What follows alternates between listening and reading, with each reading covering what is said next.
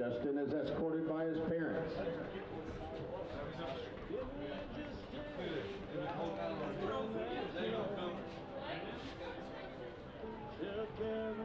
Number 25, Cameron Little, son of Jeff and Jennifer Little. Cameron is escorted by his parents and his sister, Chandler.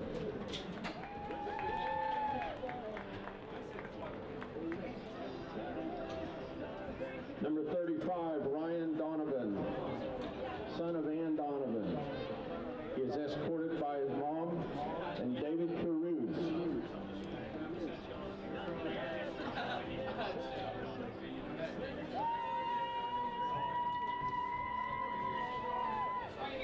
Number 50, Daniel Rodriguez, son of Alicia Salcedo. He is escorted by his mother and his sister Michelle.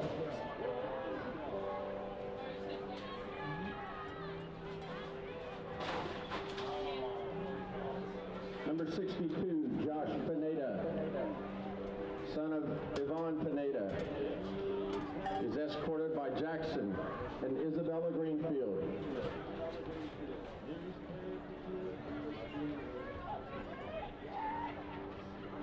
Number 68, Nikolai Luzio from Norway. He is the son of Vibeke, Lalland, and Thomas Luzio. He is escorted by his host parents, Ryan and Crystal Vickmark, Hannah and Lucas Vickmark.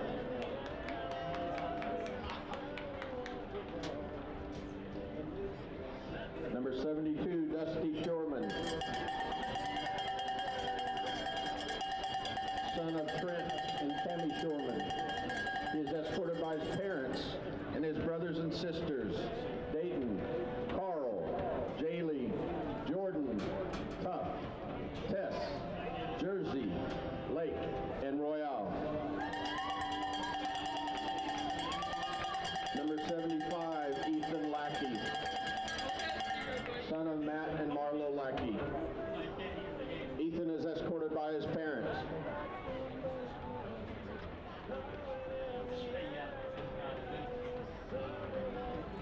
Number 80, Travis Williamson, son of Stephen and Jennifer Williamson. He is escorted by his parents and Robert and Kathy Wilson.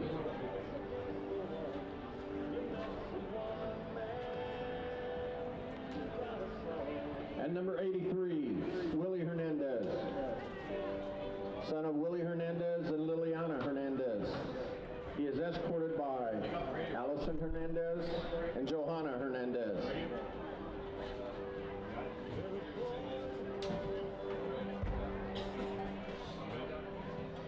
And our senior manager, Carmi Stewart, son of Steve and Cheryl Stewart, escorted by parents, brother Jake, sister-in-law Destiny, and niece Zaya.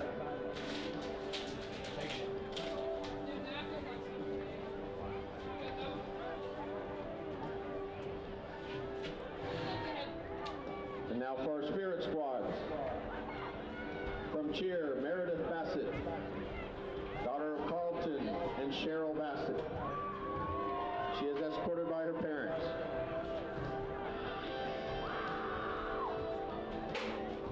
From dance, Hallie Bowman, daughter of Mike and Shandra Bowman, escorted by her parents and Heather Johnston.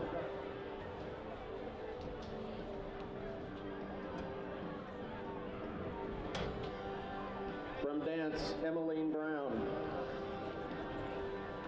daughter of Eric and Charity Brown, escorted by her parents, brother Ryan, and her sister and brother-in-law, Hannah and Todd Wakefield.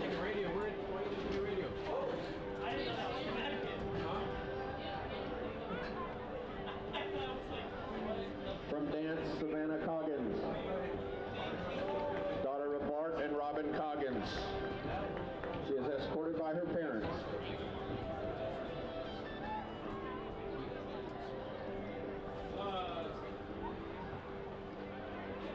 From dance, Jillian Dixon, Krista Dixon. She is escorted by her parents.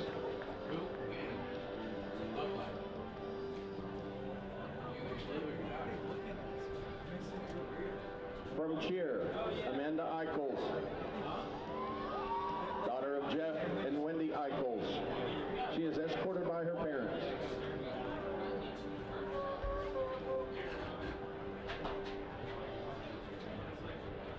From cheer, Abby Hawes, daughter of Rick and Karen Hawes. Abby is escorted by her parents.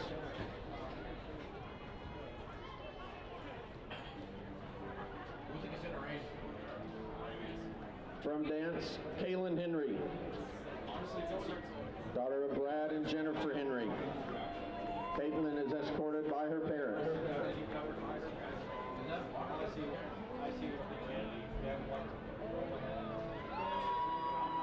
From dance, Claire Cooper Jones, daughter of Scott and Anna Jones. She is escorted by her parents.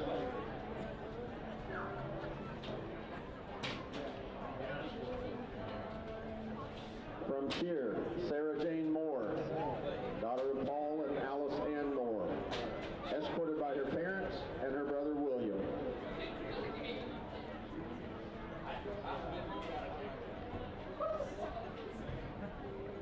From cheer, Maggie Mosier, daughter of Cody and Gara Mosier, escorted by her parents and her brother Quaid.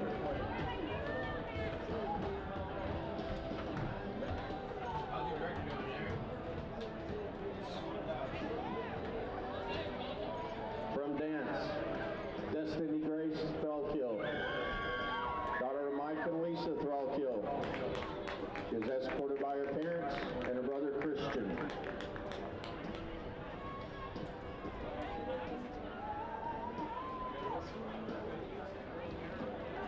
From dance, Caitlin Guth, daughter of Koala Bang.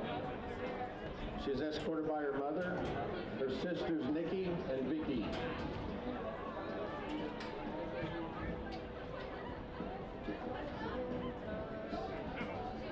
From cheer, Brooke White, daughter of Danny and Vicky White, escorted by her parents,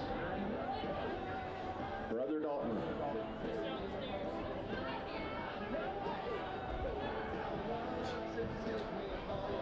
And from dance, Mary Hadley Williams, daughter of Murray and Megan Williams, escorted by her parents and her brother Wyatt.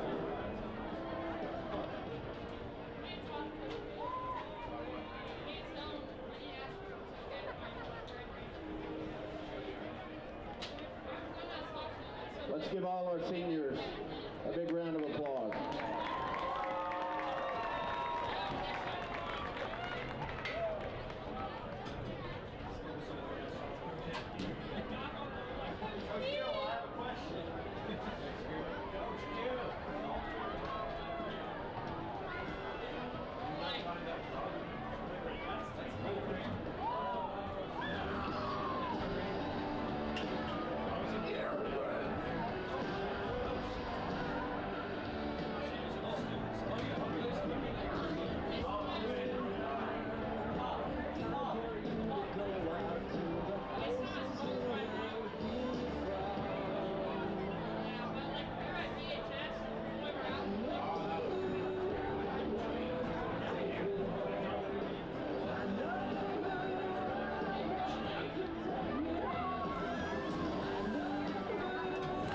Hi, this is Scott Davis for RHS TV.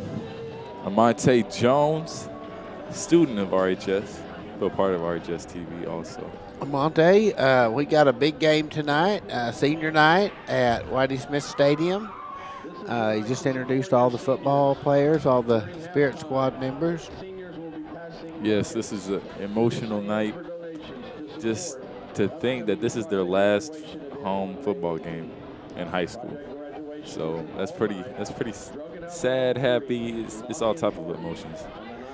And this game comes as a tall order for the Mounties. They're going up against a very good Bentonville West team.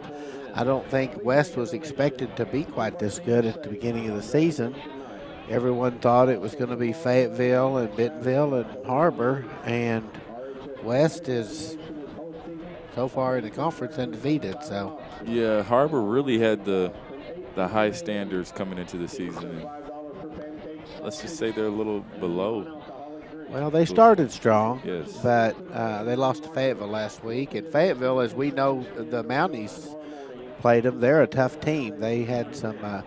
They've had trouble with these Bentonville teams, but so has everybody. So we're hoping the Mounties will be competitive tonight, play a good game. And from what the coaches are telling me, they think that the Mounties should be in the playoffs.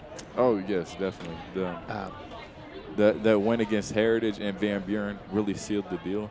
Now they're really just playing for seeding and how tough their playoff opponent's going to be. So this week's game is obviously a big game, but next week's game against Springdale in some ways will be even bigger because the winner of that team will get a much better seed in the state playoffs. And as we know that the 7A West Conference is very competitive, and well, the 7A in the state's tough. So the better seed they can get, the better chance they have. And that was one of Coach Lloyd's goals and the team's goals this year, was to advance in the playoffs. So we're going to see if we can cheer the Mounties on and hope they have a good season. We're going to take a quick break and let you guys watch the RHS band. The band did a good job in their regional marching assessment with straight superior ratings. And so we're going to go down to the field cam. Cold night in Rogers, Arkansas. And we want to give a shout out to Dewey and Christian down on the field. Hard working. They're doing a great job with that field cam, and we'll be talking to them later. Mark Strickland.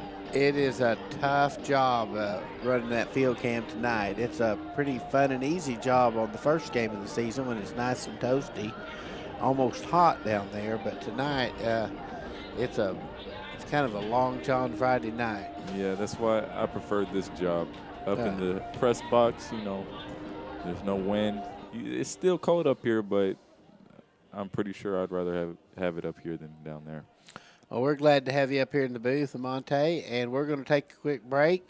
And we want to thank Cane's Chicken for the food they provide the team and the sports broadcasters. Keeps Monte coming back every week, and the coaches like it too. So we're going to take a break for the cause, and we'll see y'all back here right before tip-off. We're about 15 minutes and 30 seconds out. I'm sorry, kickoff, not tip-off.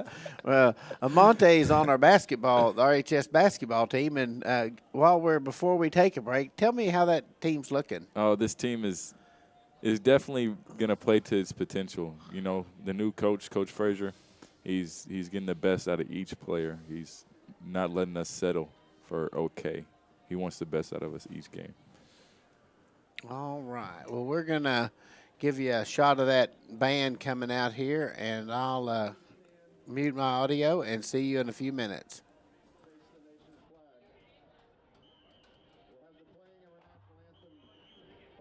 Bentonville West alma mater, and then the Rogers alma mater.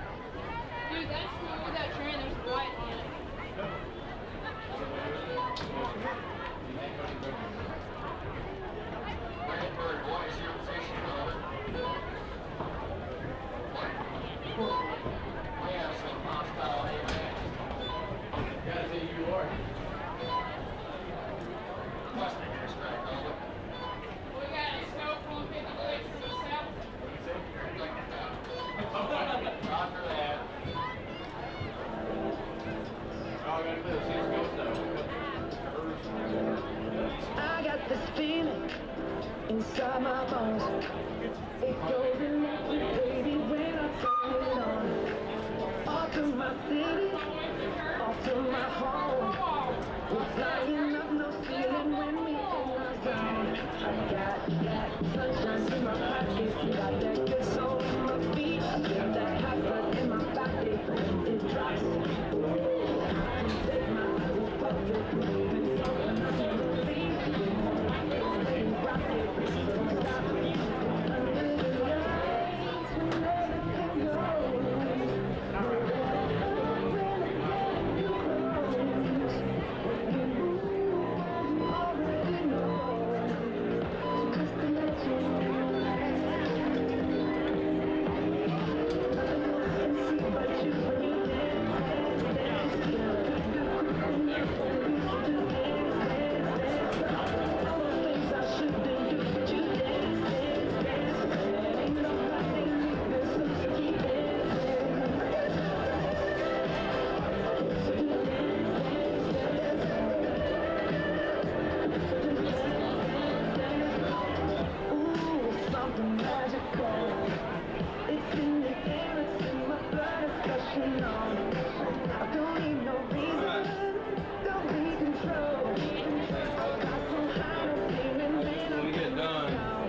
Tripod stays with us, and that will do all the things with us.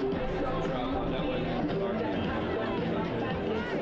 Yeah, I forgot to tell you, they hardwired it. So we turned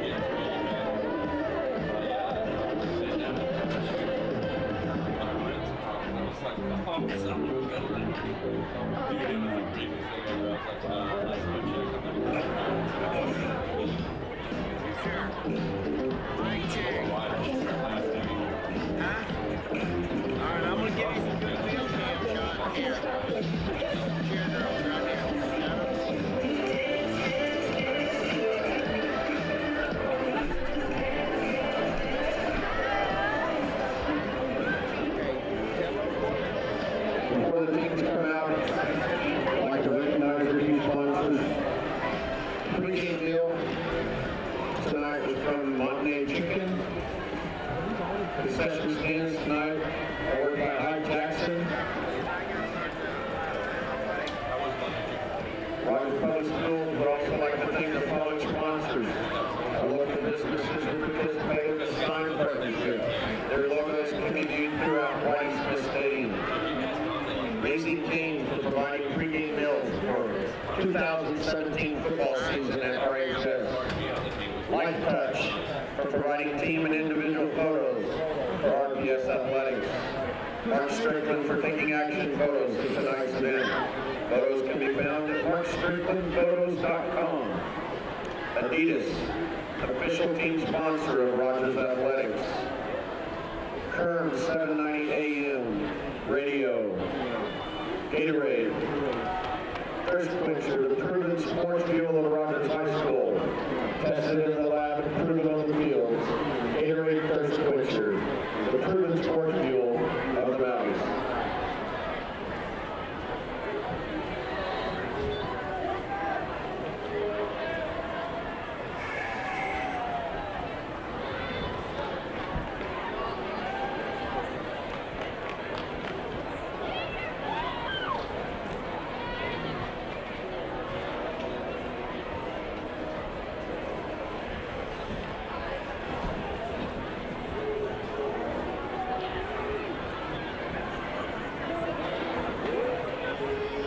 Captains for tonight's game, the Mounties, all of the seniors.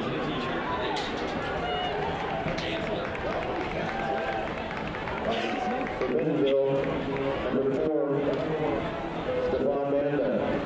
Number 8, Sebastian Piglia. Number 20, Jason Blackburn. Number 74, Michael Twain.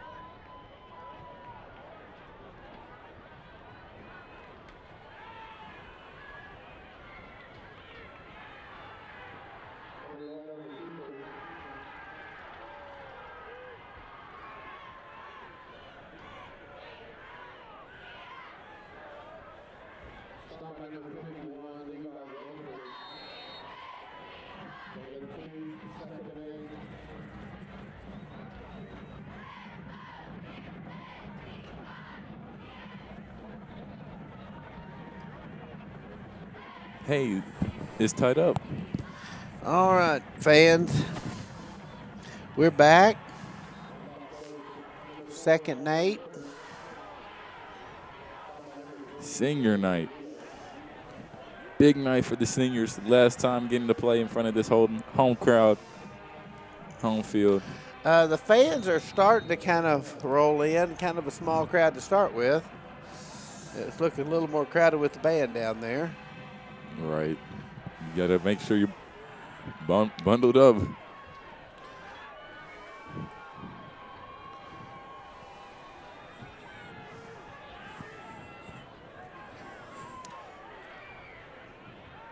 Lloyd rolls out, makes one defender miss, 2 defenders, and is met at the line of scrimmage.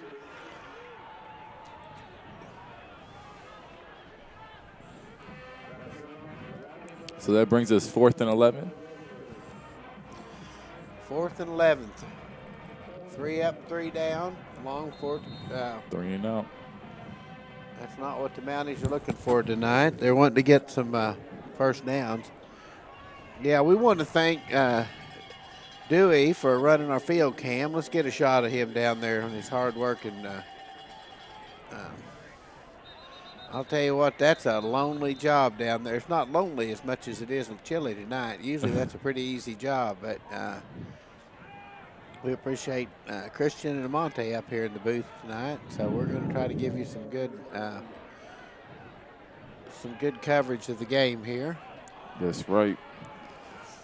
I was thinking, maybe this weather can increase the Mounties' chances of winning this game.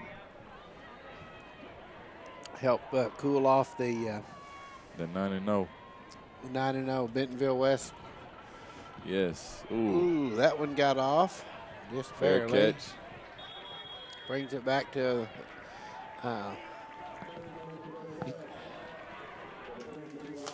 Number 7. number 7, Jackson Prince, senior for West, fields the ball, and they'll take possession on the 33-yard line. All right, this is the West's first.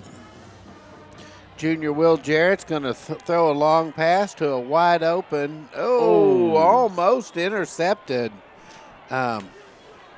Jacob Taylor had his hands on the ball there, and he had a wide open man, but the pass was short. I know he's on defense, and they're not known for having catching ability, but you have to catch that ball. That can change the game. It's hard for West to score if they don't have the ball. So that's true. They're going to go for a short pass and try to run their way up. About 9 yards gain on that one. And that was Jaden Jackson.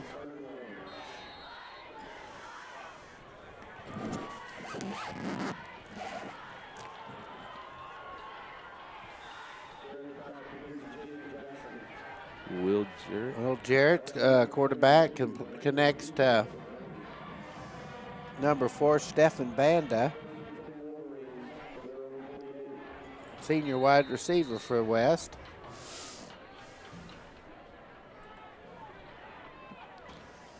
So, first down completion. 1st and 10 for the Wolverines. Pass Fakes fake. it. Launches a long one. That one's going to be short and out of bounds. And ooh, hits the camera, man. I know they've warned our cameramen to not get too close to the field, and maybe that's the reason why. A play like that, you got to get back from the sidelines. That was Matt Watson, just almost picked that one off, it looked like, for the Mountie. 2nd and 10. Handoff, fumble.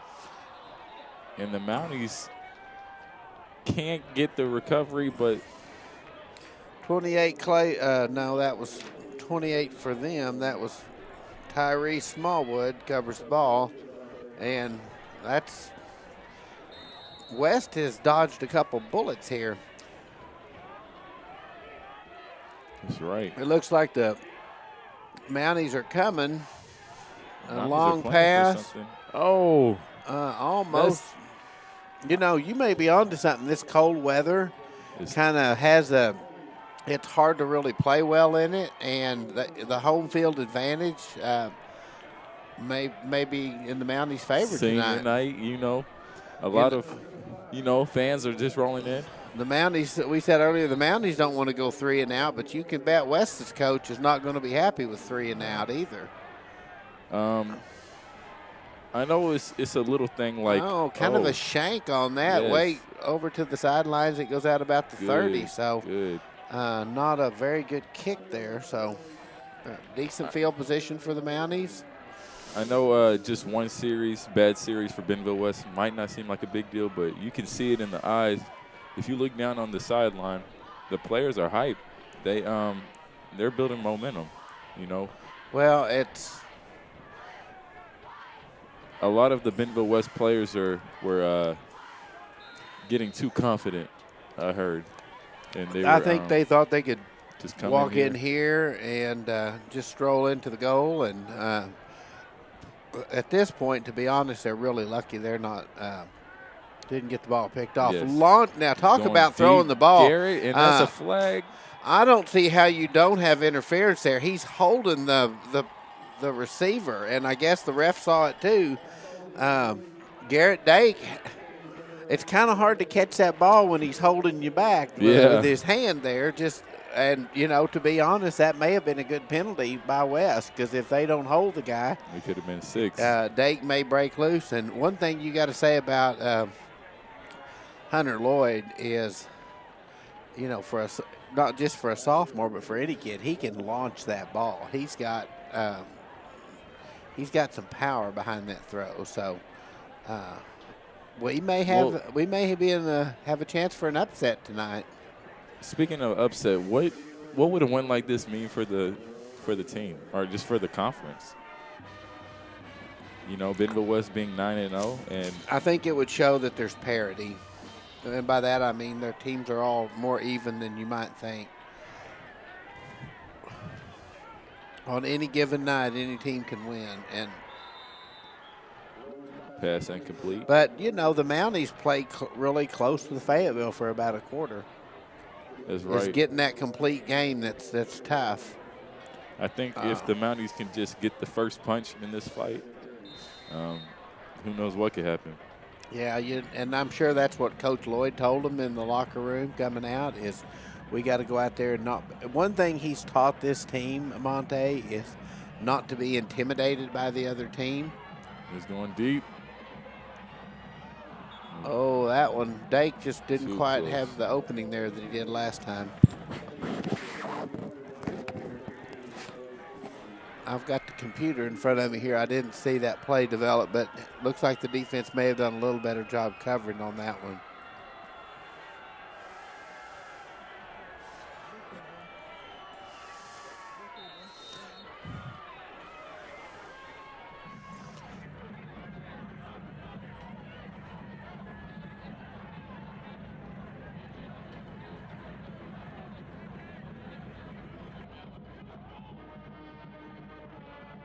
I don't know, but I just lost my field cam.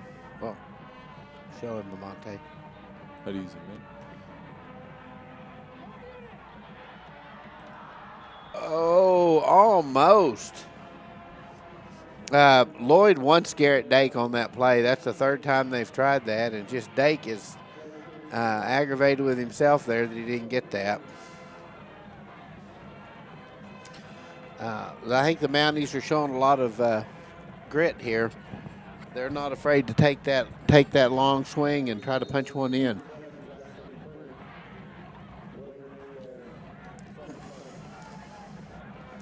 So they're forced to punt.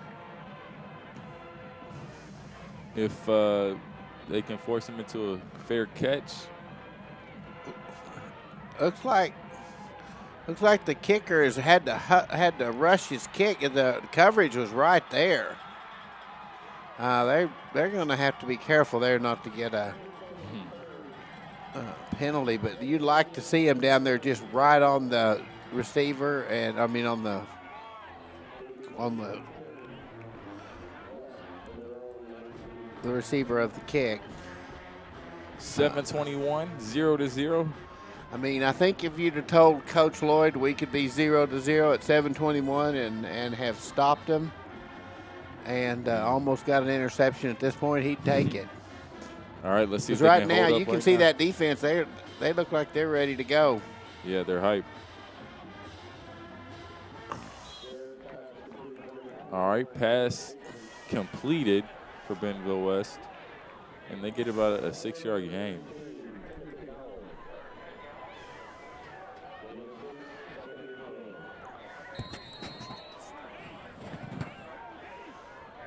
All right, West is about 2nd and 4. Up the middle and almost gets some running room. It looks like he might cut loose for a good run, and big Justin Kane got a hand on him and held him back from what could have been some room.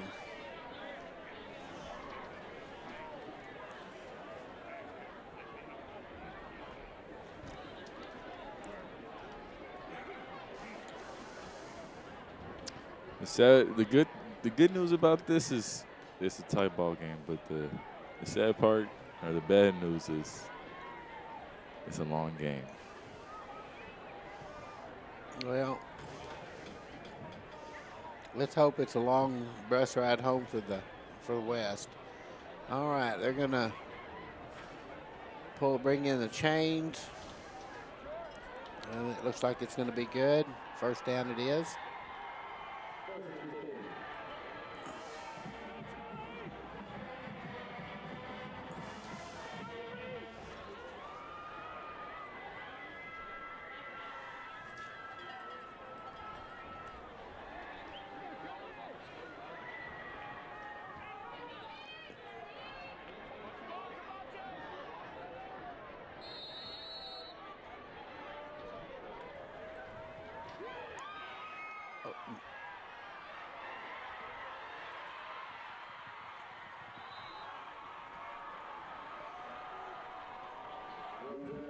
Wow, what a game. Now it looked like they might have had him, and he got able to pull a pretty good gain out of that one. All right, West comes back to the line, shotgun. No snap. No huddle. He's going to get that one in.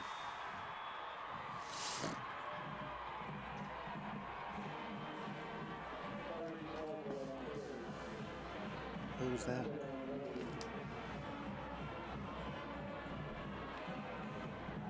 So.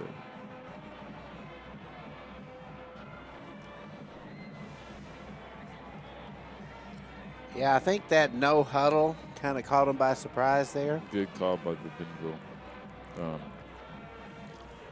offensive coordinator.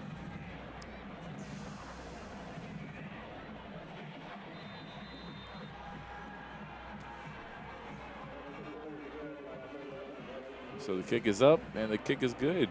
7-0, 6:17 remains. And Mounties will return. Look to return this kickoff.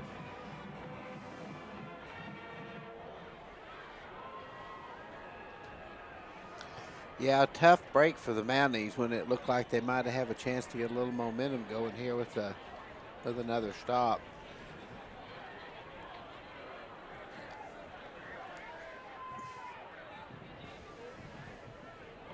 I think the key now is for the Mounties to answer back. Let's see how this goes. This is a real test right here. This really sets the tone. How they respond right here, the offense, Hunter Lloyd in the offense, really sets the tone for the rest of the game. Well, and they're going to have to try something else besides that pass to Garrett Dake because they made some adjustments and just that wide open shot wasn't there. Of course, good coverage there by West.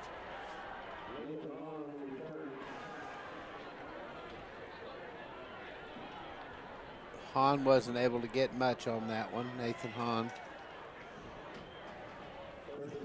It's going to be first and down from the Mountie 25, maybe 25 and a half.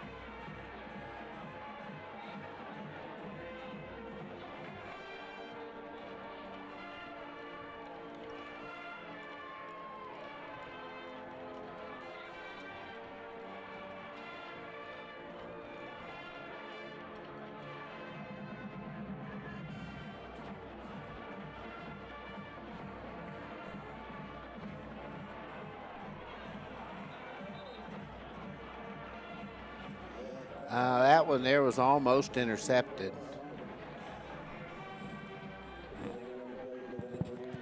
Fortunate, but another 3 and out. You know, that wide open play to Garrett Dake's just not there right now, and they're going to have to come up. They're going to have to find another answer, maybe Hunter Hawkins or Colin McWhorter. And you know that West has seen the tapes there, or not tapes anymore, the video.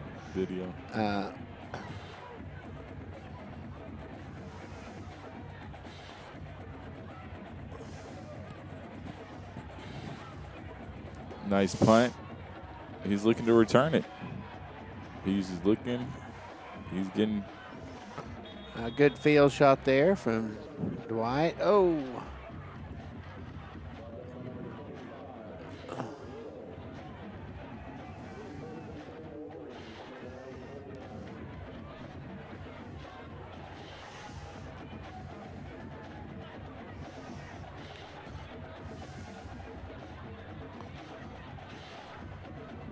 Well, lucky for the team, it's not real windy out on there right now, but it is certainly chilly. That's right. Shotgun, quick pass, play action on the far side of the field. Good for 6 or 7 maybe.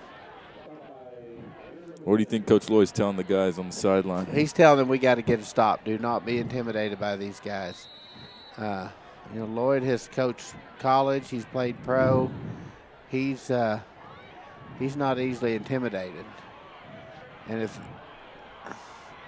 they've got to make those tackles there. Yeah, that one missed tackle is the difference between 3 yards or 12 yards. A first down or a third down. Flag on the play. Hard to.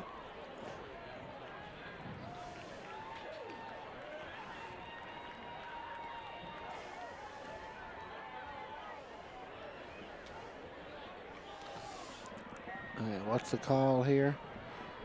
I believe it's a hold. Holding. That's a big break for the Mounties there. It'll bring the ball back after a long game. That's right. And bring up second and almost 10. Drops back. Going to have to scramble. He's got a lot of time. And almost.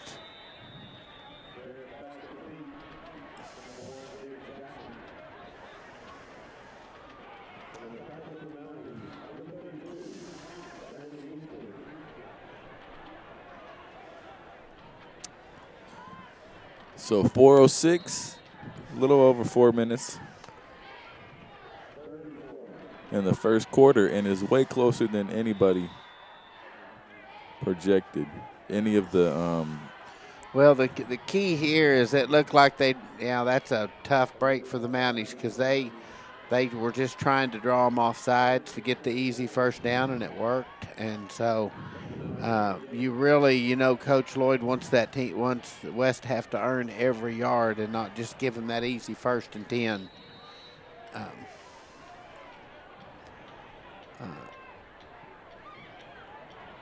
Nice tackle there by Big Nate Hahn.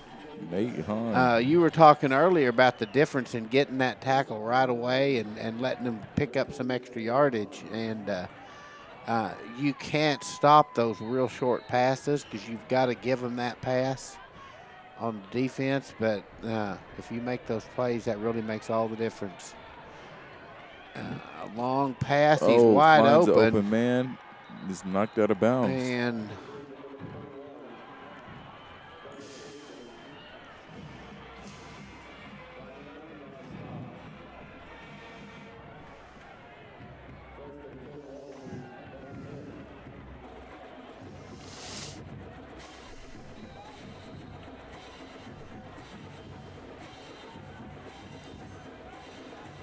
drops back, hits that corner, changes direction. Nice. And Quade Mosier. Mosier gets a big play there for the Mounties. If I'm West quarterback, I just got to get rid of it. Well, and hasn't had as much pressure as he needed on him tonight, and that was a big play by big Quade Mosier there to get the sack. So 2nd and long. Miss. Oh, he tried that, and I couldn't. Who was that on the tackle there? 18. Timothy Howard. Big play there. Big junior linebacker.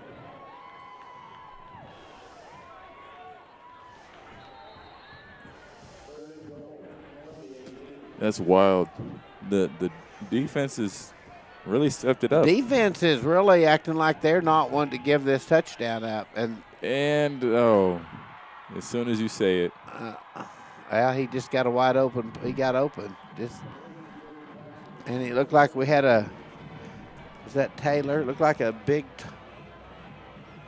tall receiver was able to get over the top. So 13-0. This extra point attempts looking to make it 14-0, which is still a reasonable score for the Mounties.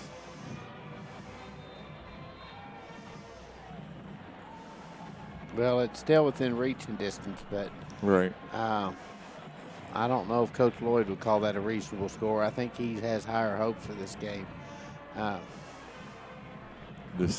think the Bentonville West coach is thinking the same thing. I think the key now for the Mounties is they've got to answer back. They can't go 3 and out and try to hold West again. They've got to go in and score and go into halftime with, 1 score down or maybe even.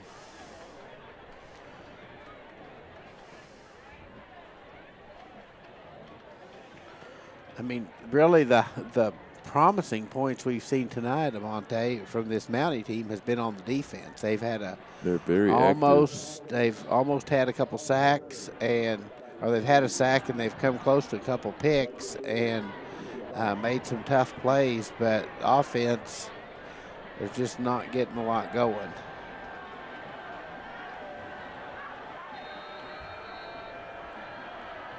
So 2:13. West kicking it off again. Short kick. Tries to break free, but is tackled up around, what would you say?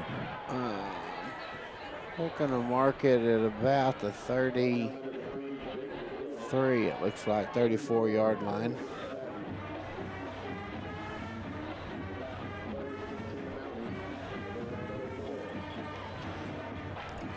Has the offense even had a first down yet? I think the Mounties are still looking for their first down completion.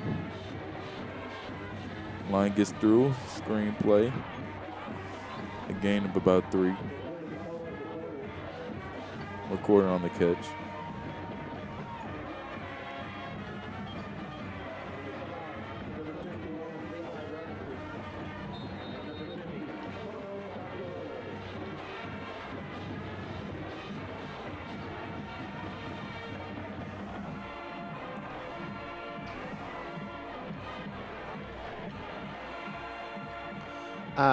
You know, for Lloyd to have a really good game, he's got to have a little time back there in the pocket. He can't.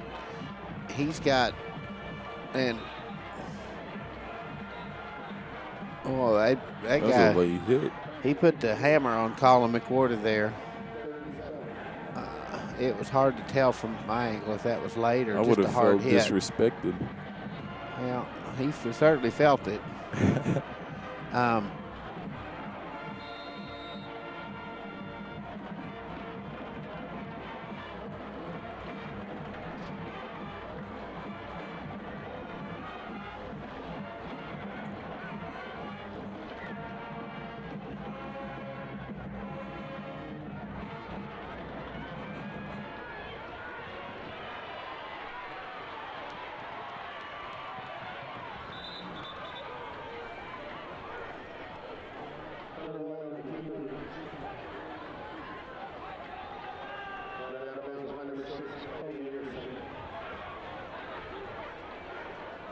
We want to give a big shout out to Dewey Alvarez down there. He's probably on his phone saying, "Are you going to relieve me?"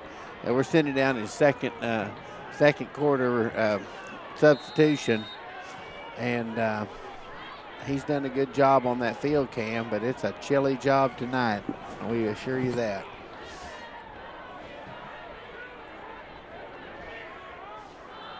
For the Mounties.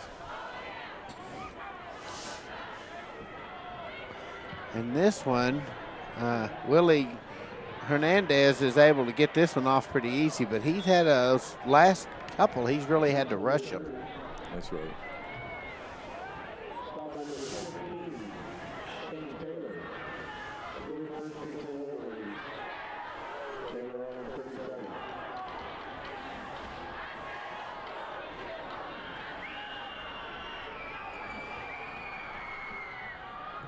The Mounties fans are hanging in there. Look, the crowd was kind of slim earlier, but they've picked up. Nice tackle, low tackle. This West team is trying to really get some momentum here. This is going to be a tough stop for the Mounties here because they've already scored twice, and they're going to have to really. This is an important series for the Mounties. Second and about long 5, maybe 6. Wide open over the middle. Jaden Jackson on that slant. And that's the kind of play you kind of feel like if he gets some running room, we're in trouble. And it won't take much. Unique lineup.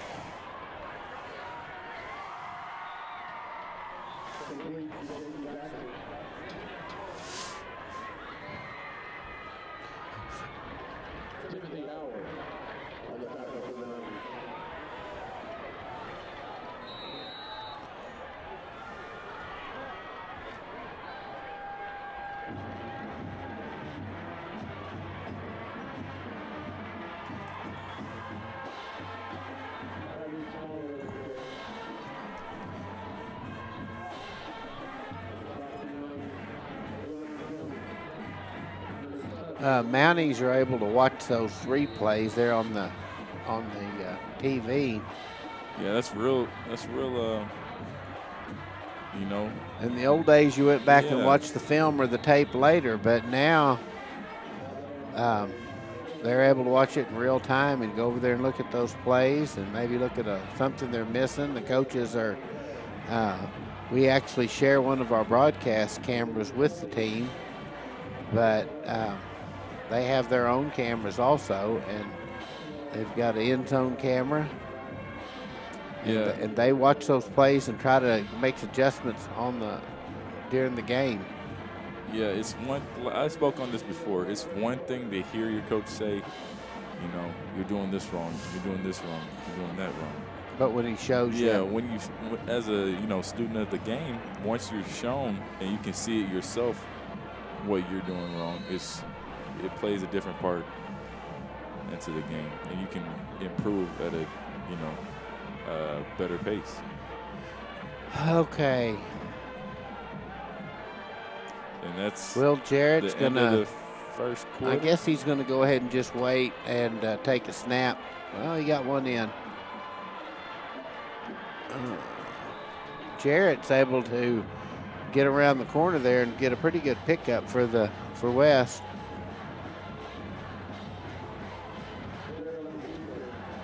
And we have our frozen buddy back in here.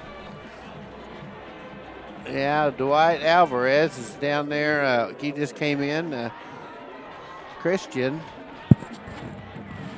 That's Christian Zaldona. He's not frozen yet, but it won't be long probably. Just how cold is it out there, Dewey? It's freezing. I can't feel my hands. No, he said it's not that cold. It's so warm he doesn't feel his hands.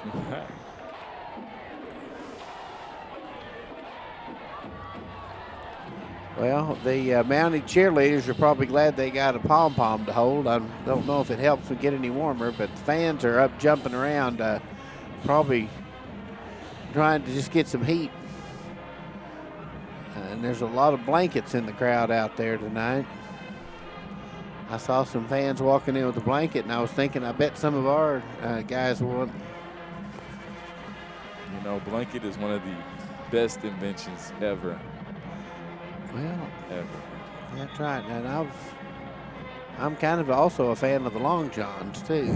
I didn't bring my long johns tonight, but I'm up in the booth. But when I was down on the field checking our camera, I was have to agree with Dewey. It's a little chilly out there. It's past chilly, isn't it?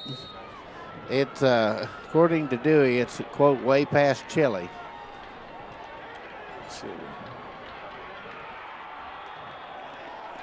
Oh, that's the Mounties just dodged a bullet there. It looked like that one might. So let's look at the weather. Right now, take a guess. 27. It is 39 degrees. Okay, right well now. it feels like 35.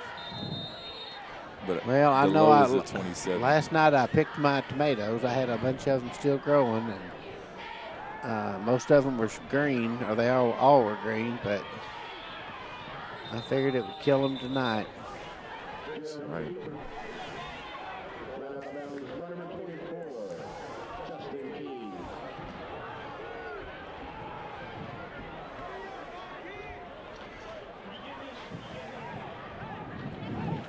You know, we hear a lot of Monte about the coaches and the players and the fans and the band and the officials, but the media, the newspaper and the radio and the TV guys, it's kind of a chilly job, man. It's a lot of work. And so we certainly appreciate our student journalists out there on the field and up in the booth tonight. Yes. It's none of these guys get paid except the teacher, of course. So. But it's a privilege, but also a lot of work. So you definitely got to love your job in order to do this.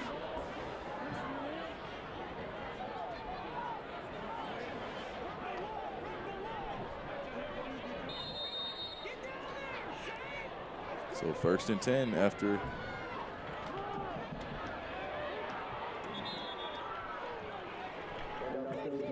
Well, that's why we sure are glad they can at least get y'all some chicken.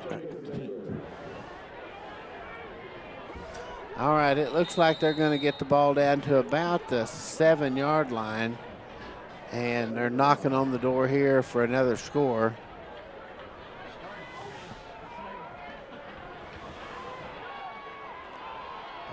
looks like he's going to. Oh, fumble, and the Mounties appear to have recovered on the 1 yard line. What a turn of events. You go from Bentonville West having it, basically in the red zone to you getting the ball back. So this is a momentum. This is the point of the game. At the end of the game, we can come back and say this was where everything changed. Well, if the Mounties can hang on here to the ball, and this is where nothing changes if we don't get a couple first downs. So because you can't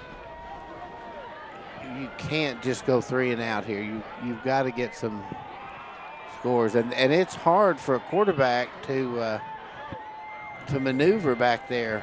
Yeah, to operate. But Lloyd has shown a lot of composure, especially for such a young quarterback. And McWhorter better get out of that. Ooh.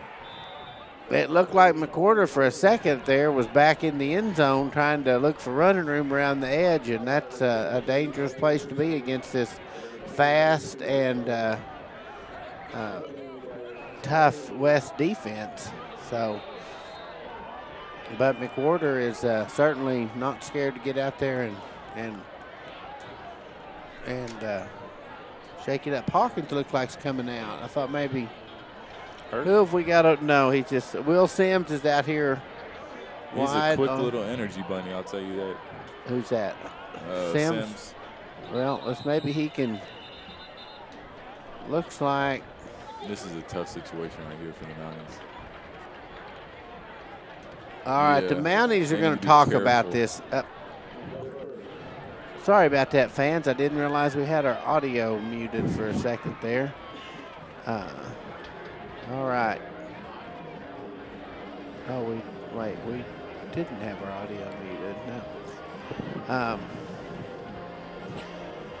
I think the coach just thought this is a good time for a timeout because we're just about to get a safety here if we don't watch it. Yeah. And we can't afford just to go with 3 and out. Boom, we're right back to kicking the ball again. So, and you just almost have to pass it out of here, and that's tough to do. Let's talk about that. Yeah, you got to be very careful. 2 points or, a lot of the times this is where you can catch the defense, sleeping and hit a long, Remember last year the freshman team, the record, Mountie record? That was Nate Hahn, wasn't it? Yeah, that was. Hunter Lloyd and it was a 90-something yard, Yeah, well, I'm not sure what we were thinking there trying to run out of that hole. You can't hardly run the ball off out of the 1 yard line and pound it up the middle for 2nd and 9. But anyway, well. Yeah, you had the whole team coming at the ball, coming up the middle.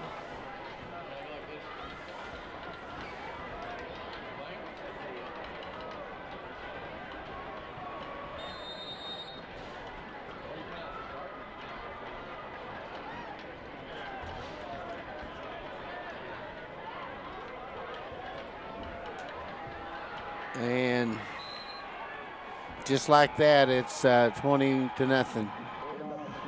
Speaking of 20-0, let's get our. Oh yeah, I knew something was missing. Get our score caught up here. Change the cord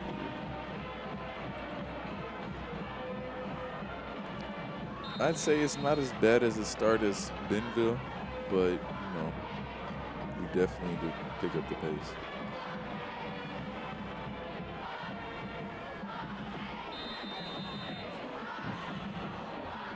And the kick is up, and it is good. And just like that, 21-0.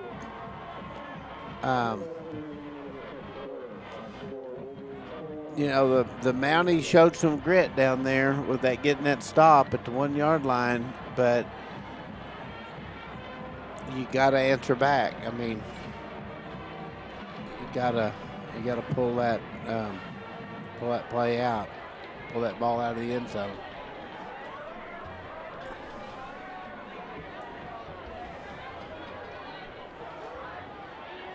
So with the 35-degree night with winds of 6 miles per hour. Is it dropping?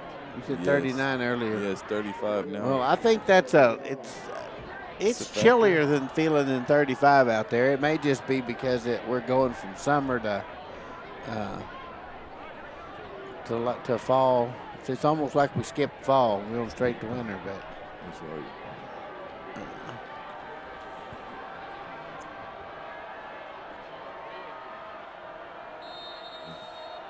This over here, right here, around the 30. Watch. See if long kick. Hunter Hawkins. He's known for his kick returns, I'll tell you that. Hawkins is a tough kid, and we haven't seen a lot of action out of him yet tonight. They haven't connected with him on the pass, but really we haven't got a lot of connections. We had that one pass early that it looked like where we had the holding or the pass interference call, but West seems to have made some adjustments and has not really given up a lot since then. And yeah, that's right. Aaron, is Aaron playing out there tonight? You bet you. Where's? He's not out there right now, but I haven't seen a lot of. He fumbled last. And McWhorter nice. is able to shake off one player and get about 5 yards on that play, maybe. But he took a pretty good lick out there, it looked like. Yeah, those yards after the contact is very important. If you're able to be slippery. He's done that all year. He's a tough competitor, and he's quick.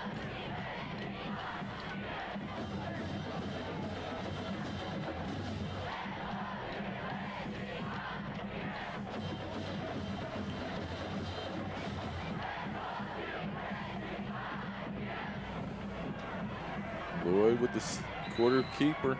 Lloyd is looks like he's going to pull off a Mountie first down. That was a rare this game for some reason. Well, I think that is, isn't it? Where are they going to spot it? It looks like a first down from up here.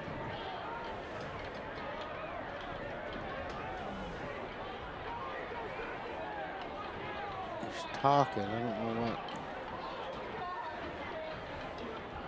I don't see a flag on the field.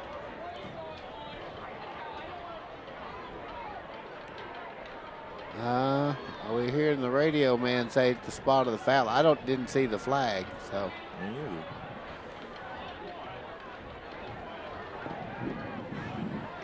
That's certainly not what you need on a night like this where West has all the momentum.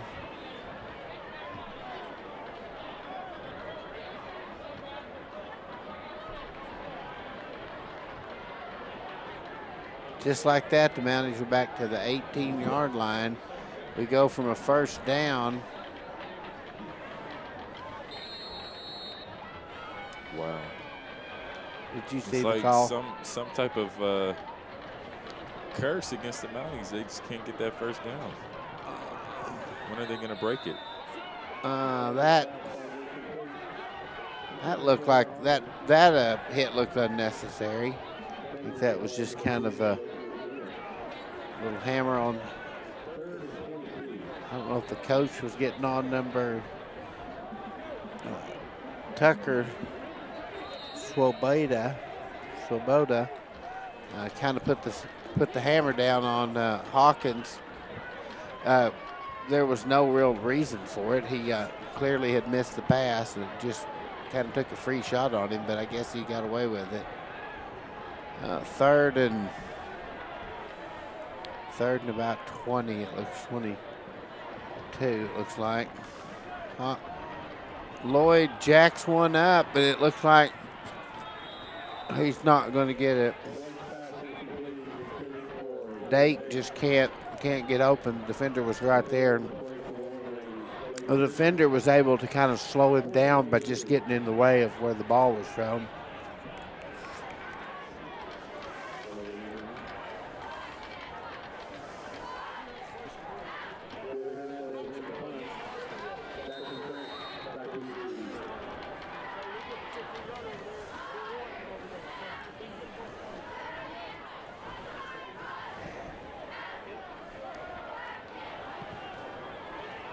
Did he get a finger on that?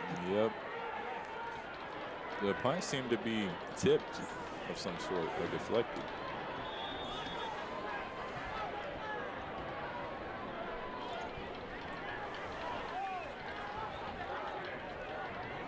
Well, Willie Hernandez is an excellent kicker, and it looked to me like from here somebody got a hand on that ball, and he is all night long. He's gotten one clear kickoff tonight, but the others, he has really faced some pressure. Might see a block here soon if the line doesn't hold up. Let's see if we can get a good field shot. Good stop there by the Mounties. Let's talk about that field crew tonight we got down there. Dewey, give me a shot of our field crew down there. It's probably the toughest job. No, our crew, Christian.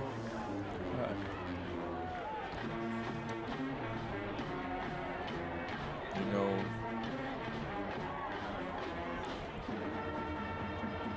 Christian Zaldana right there in the middle. Right there with the pros. And it looks like they're going to string him out. He's trying to. That's the perfect. That was one of those plays. It's like he should have just Went down. gone down. He's Trying to make something out of nothing. Well, let's talk about our halftime. So halftime, you know, the Spirit Squads are performing. in the cheer and dance senior performance. So, you know, senior night, we have the cheer and dance coming out to, you know, perform for the last time. Yeah, talk about the Amonte. You helped out the Spirit Squads. Asked you to kind of help them today. Let's talk about what. Oh, the Thriller. Yeah. So the pep rally, the Spirit Squad did a Thriller dance, and I would say it's pretty impressive how, you know, they replicated. Deep pass, wide open, and the pass is complete. That was an amazing catch. He had two defenders right there on him. Might have even hit him before the ball got there, and he still was able to. Wow.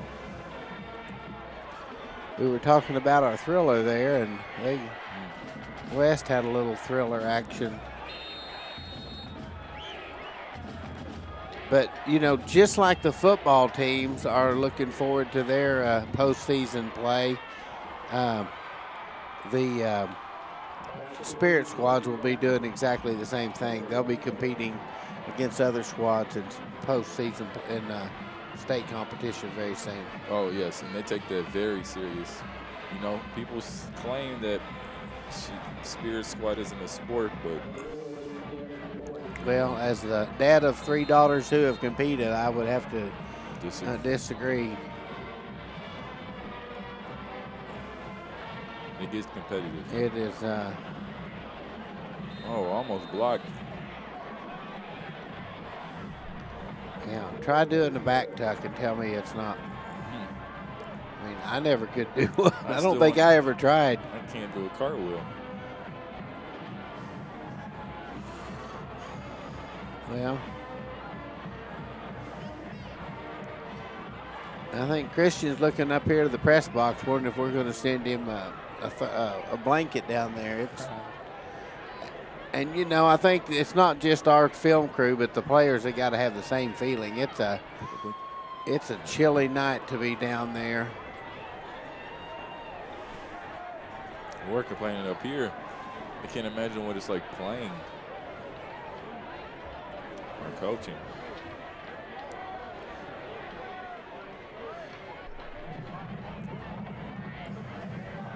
Might have to make a Walmart stop at halftime.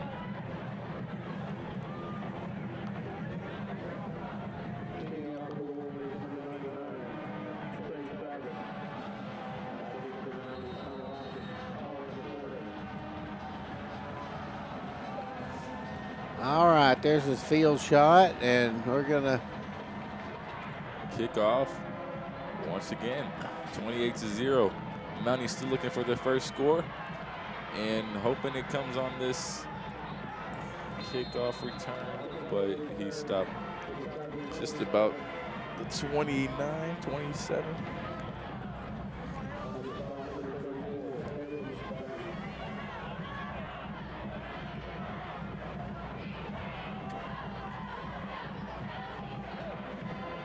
Hawkins hobbling. You know, that's what you really hate to have happen at any game is for players to get hurt. And you got competitors coming off the field like Hawkins, and it's so easy to get hurt on a night like this where you're cold and you're just trying really hard to make something happen, and you might be a little outmatched. And Lloyd takes a snap. And Is that McWhorter? yes, McWhorter. He works really hard for about 3. And going back to the injuries, the temperature or the weather also has an impact on, Your muscles. yeah, the type of injury. So something that you might be able to walk off from won't be as, easy to walk from. These hits get a little bit harder, or you feel them a little bit more. One thing about Hunter Lloyd, he doesn't play like it's 28-0. He plays like he's in the game and he's wanting to win every single play. He never seems to get discouraged or give up. Always trying to make something happen. And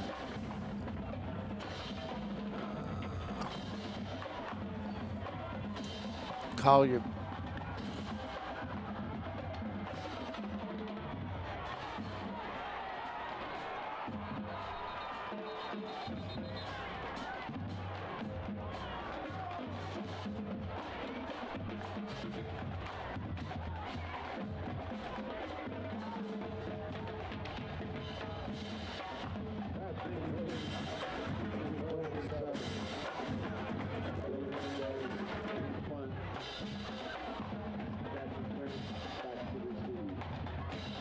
His we phone's lost our not field dead. cam there for a second.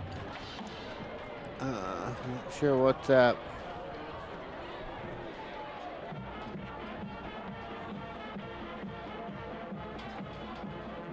Hernandez is going to try again to get. He's able to beat the block on that one, but just barely. Nice roll. They're putting a lot of pressure.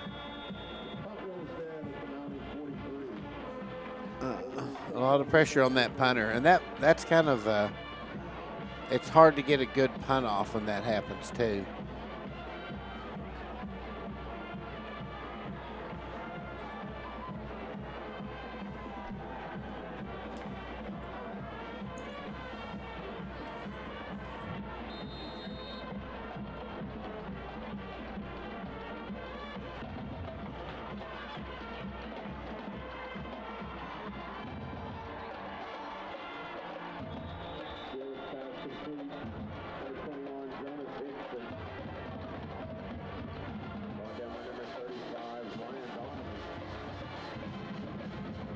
I'm Boy, not sure how you can.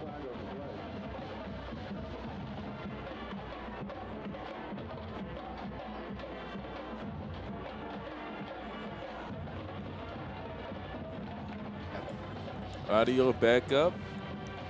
all right, we're gonna check on our field crew down there. It looks like our field cam is down, so we're gonna see if we can troubleshoot that real quick. Well, it looks like it's working. The blue light's on.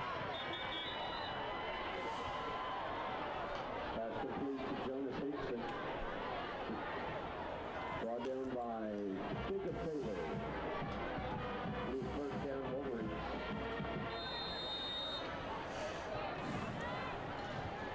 The Mounties are one score away from Mercy Rule at this point. Timothy Howard. And as we talked about at Bentonville last week, the Mercy Rule is where you just leave the clock running after it gets to be 35, a 35-point margin.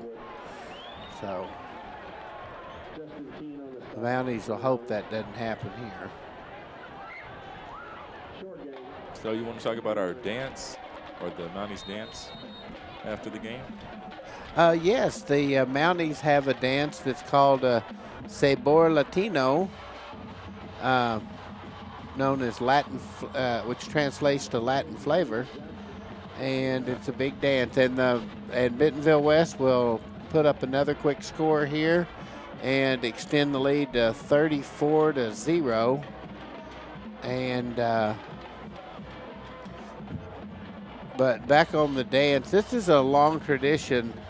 I'm not sure. I think this is the maybe 7th or 8th year they've done this.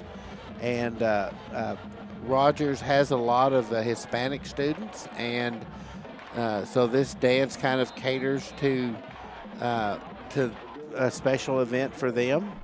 And of course, you see all kinds of students there. I mean, a wide variety of students will come, but it's a lot of fun. It's sort of like the homecoming dance, and the dance actually has started. It starts at 8:30. What time is it? It's 7:59. Yeah, so it'll start before the game is over, and a lot of the kids that go to it won't really even go to the game probably. There'll be I would people. rather be in on the dance floor, hot, warm, body heat. And RHS TV has sent film crews to the event in the past, and there's always a huge turnout. The turnout is very similar to what you would see at a homecoming or a prom dance. Kicking off for the Wolverines, number 99, Trey Travis.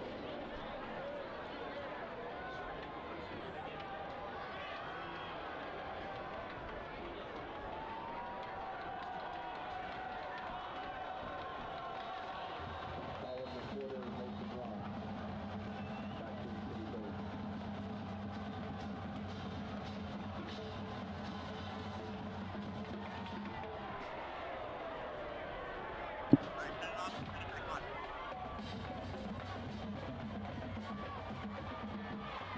The Mounties are going to try to get a little Lost on the return. Just out to the 17. Stop by number 14, Nick Whitlock. Oh, And number 22, Nick West. First and 10 Mounties from the 17.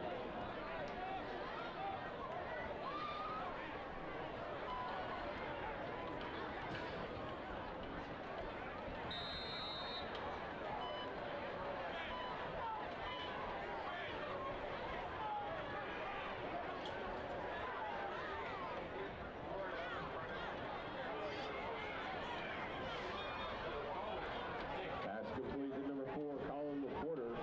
Brought down by number 18, Hunter Swoboda. Gain of 7, second and 3.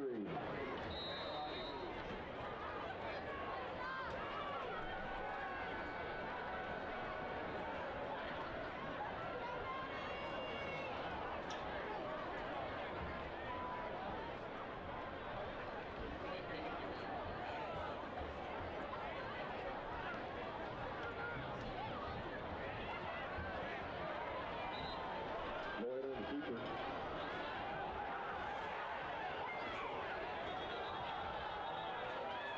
Ball down by number 55, Emmanuel Onye Boyke.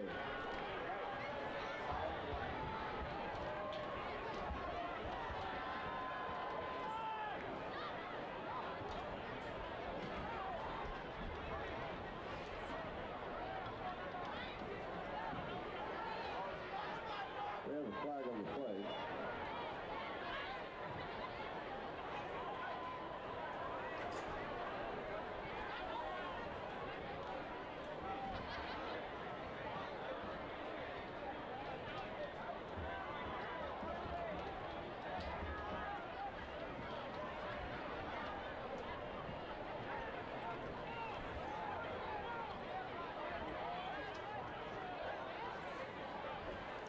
so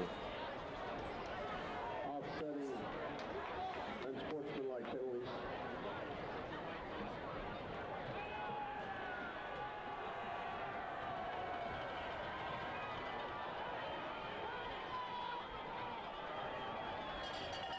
3rd and 2.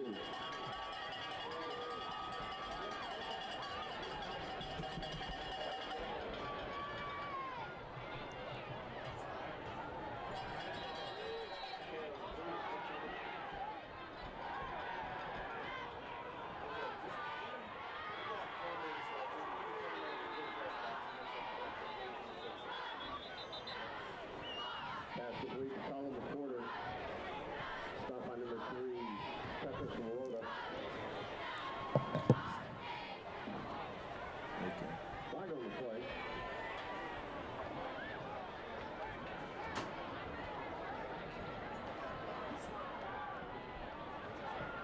Who?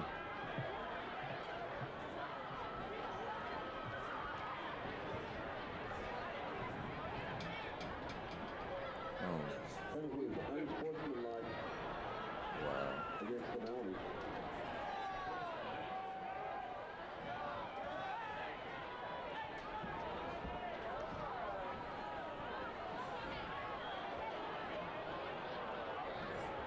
Oh. 35-0. Look at this score.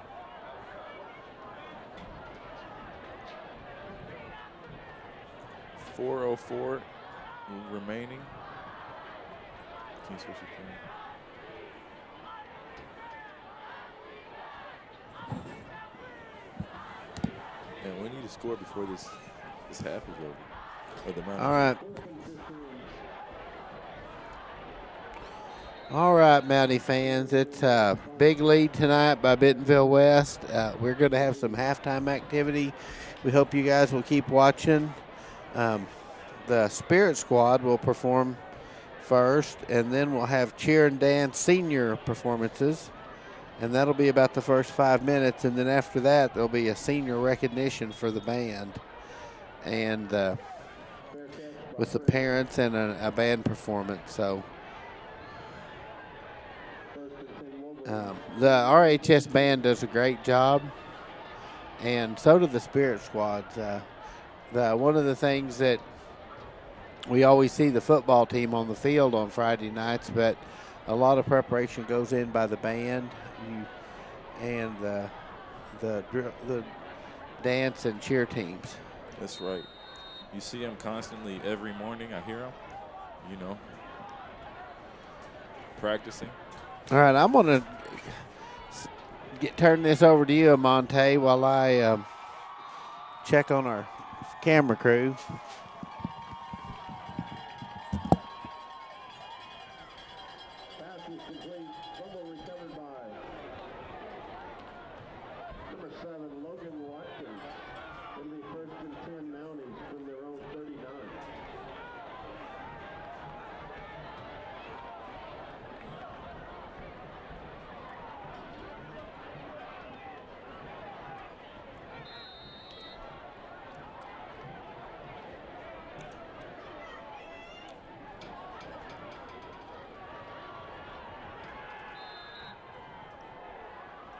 Close to the quarter. Stop by number 6, Cody Anderson. Loss of 1, 2nd and 11.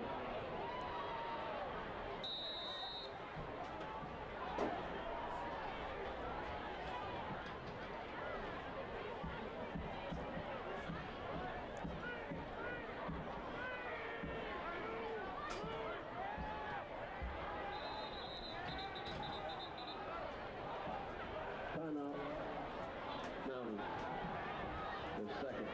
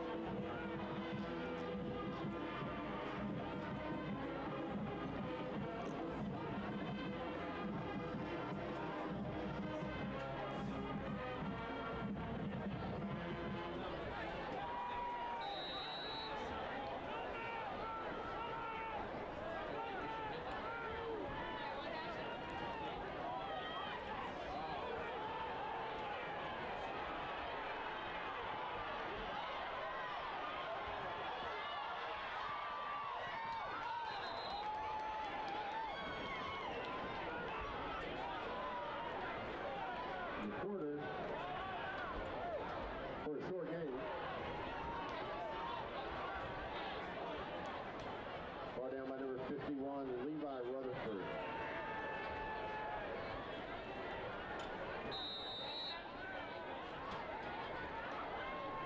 Third and 9.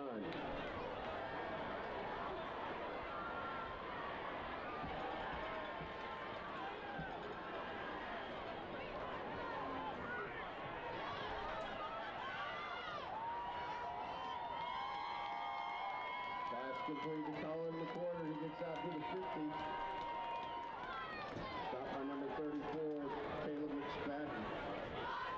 And that's the Rogers Mounties.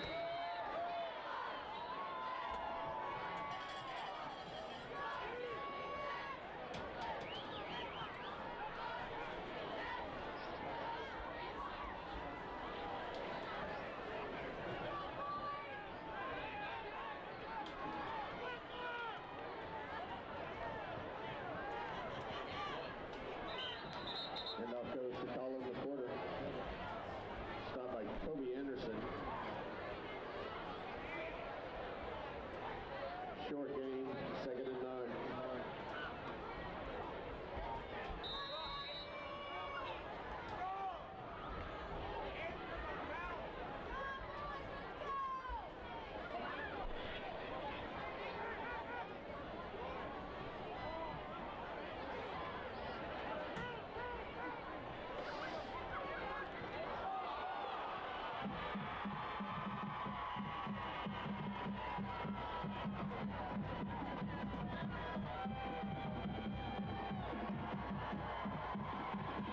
Fumble recovered by number 51, Levi Rutherford. First and 10 Wolverines from their own 49.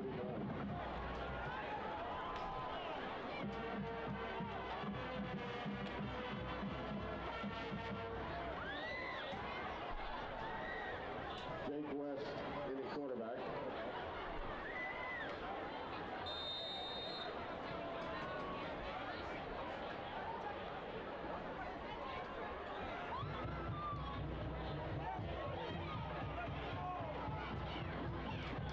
Pass complete to number 85, Bryce Biffle. Stop by number 33, Jacob Taylor.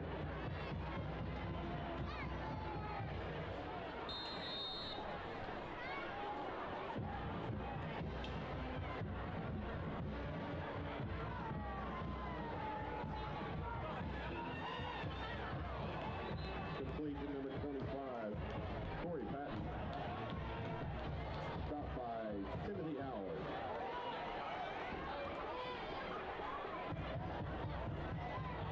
Third and 6.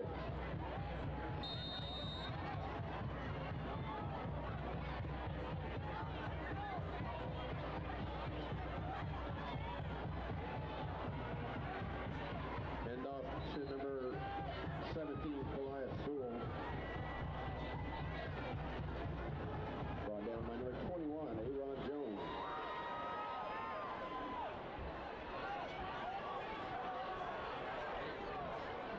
Fourth and 1.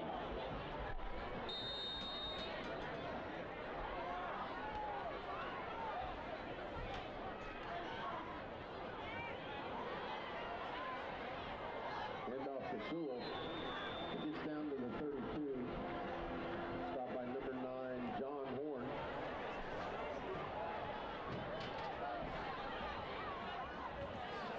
Play by play.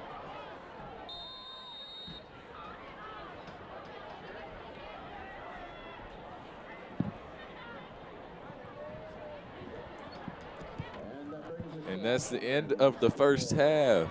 Wolverines 35. Rogers has 0 points, and Bentonville West has 35. We'll be back for the Spirit Squad performance, the Dance and Cheer Senior performance, and the Senior Night Band performance. So stay tuned.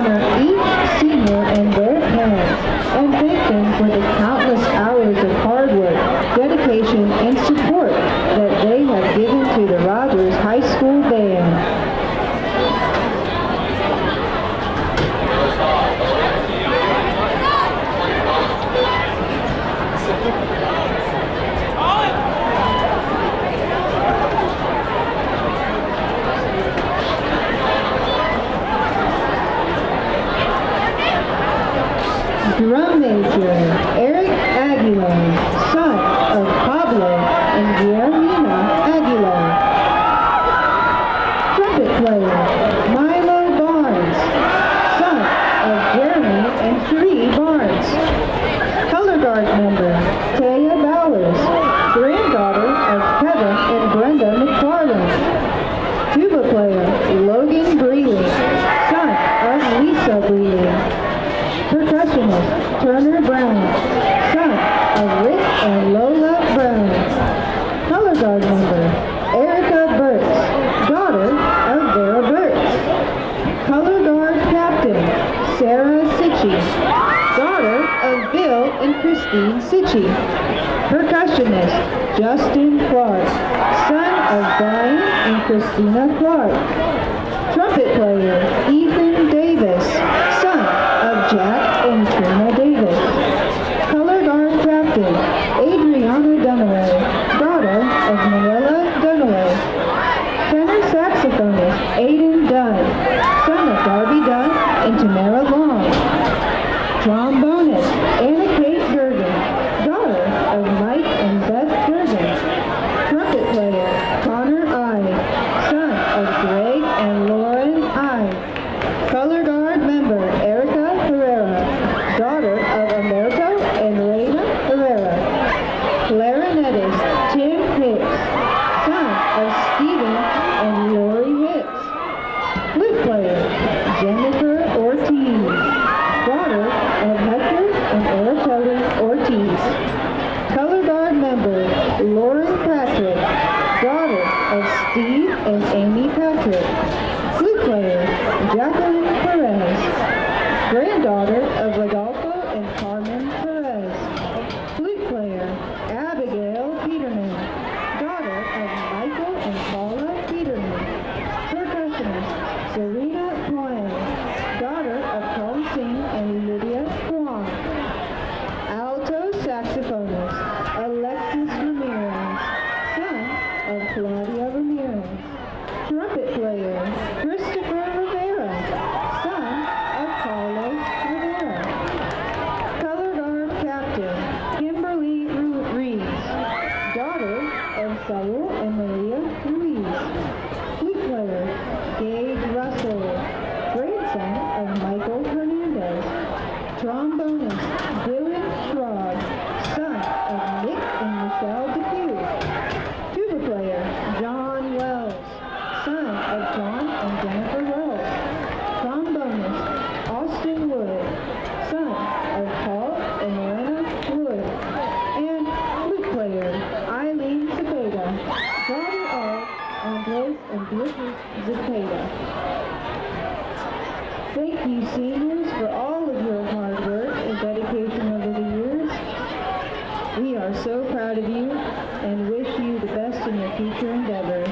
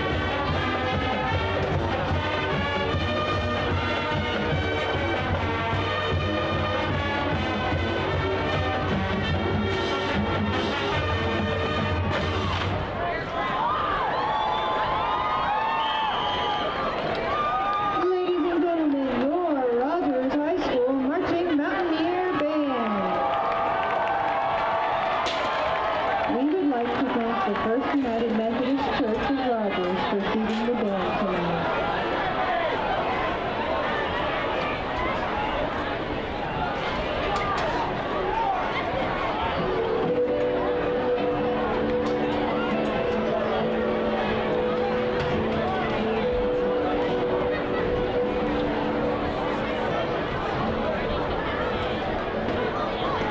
We have a couple of winners tonight for our Harp Coca-Cola $100 giveaway. You each get $100. Annette Roller, Melissa Rose. Annette Roller and Melissa Rose. Please meet Mr. Abernathy, tall, slender fella down on the track in front of the student section.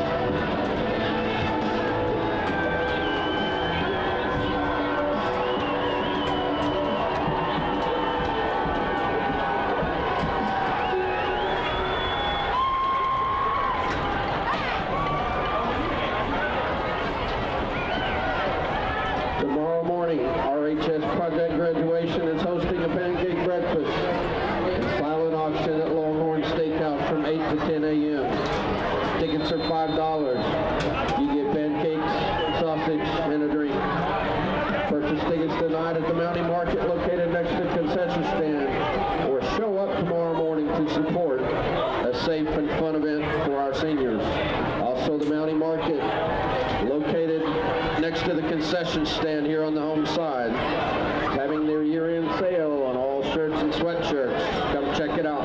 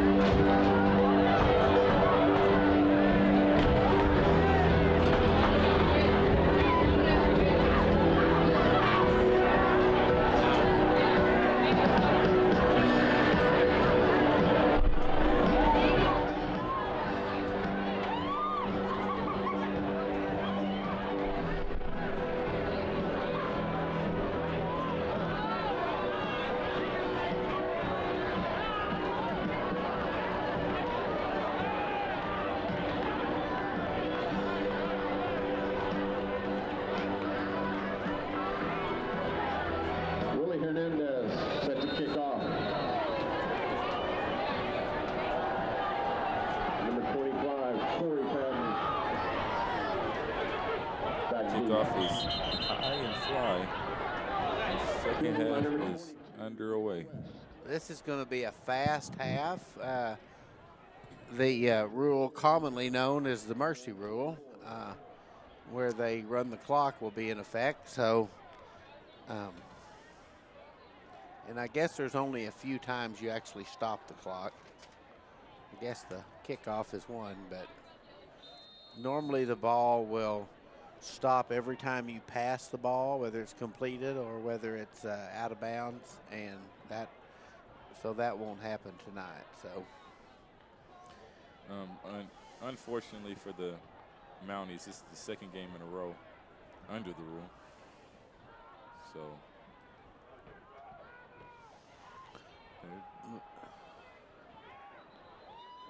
Typically, what most teams will do if it's run rule time is the team that's ahead will let some players that might not normally get playing time come out on the field. It's kind of the sporting thing to do, and a lot of times your home team will do, or your team that's behind will do the same thing. So, but with it being senior night, I'm not sure.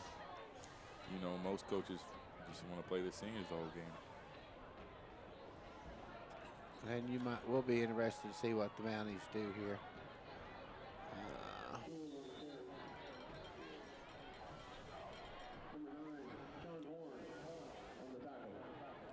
I would like to give a shout out to Scott Davis for the hot chocolate. It really warmed the soul up. And well, we want to thank Paige Saltemeyer and the concession crew for donating that to the cause of RHS TV. We offered to pay them, but they said we were working tonight, and my students were, and she offered to help them out. So we really appreciate that. We don't have a budget to pay these kids, but we know they work very hard, and we appreciate everything we can get. And on a night like this, a little hot chocolate goes a long way. That's right. Well, that just you know, says a lot about the community. They're willing to, if you work hard, they're willing to, you know, give you some discounts. They always support the Mounties, and not just the players, but the Spirit Squad. I noticed they had the chain crews in there trying to get warmed up. I mean, it's a cold night.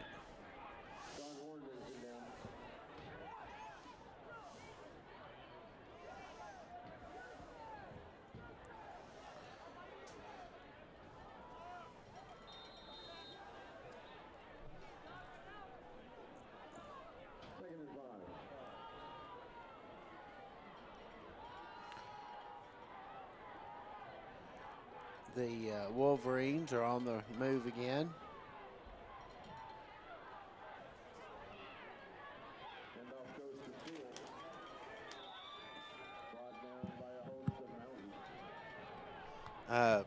Senior Jake West is taking snaps for the Bentonville West, so they've got a new quarterback in there. He's a senior, but he's not the starter that was playing earlier tonight. And you like to see that. Some players that might not get some playing time. Senior gets to play on.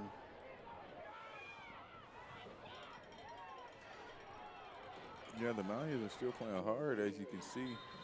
They still have something to play for. These fans, these seniors, you know, playoff position. They still want to get reps. You know, this game isn't the end of the season. Well, a lot of times if the teams have an identical records, however many points are scored will make the difference. True.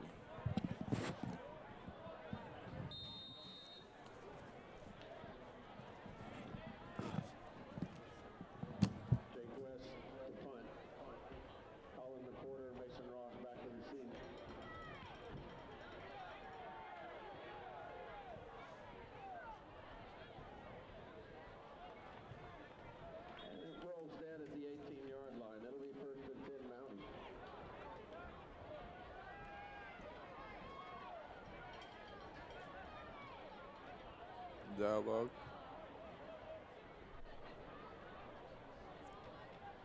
So Bentonville West, a rare scene of them punting the ball to the Mounties.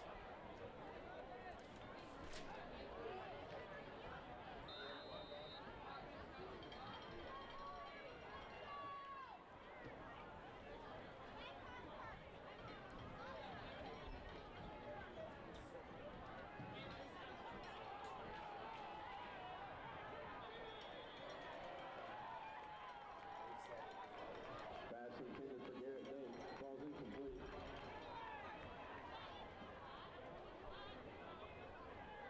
We have a flag on the play.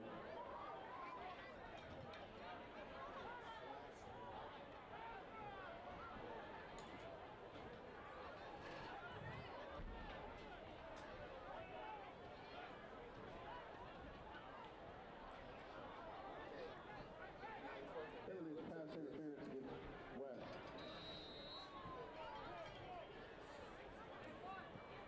First down for the Mounties at their own 33.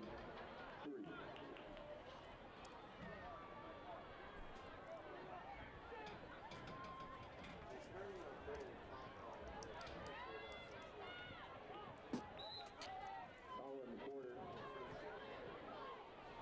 Brought down at the 40.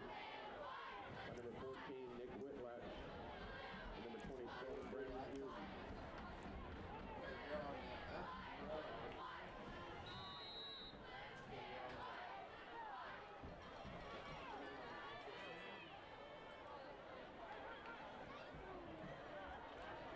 Second and 3 for the Mounties. Handoff, fake, and McGlynn with the catch. Lloyd's pass complete. Number 10, Andrew McGlynn. Jason Whitecliff. And that's a Rogers Mounties.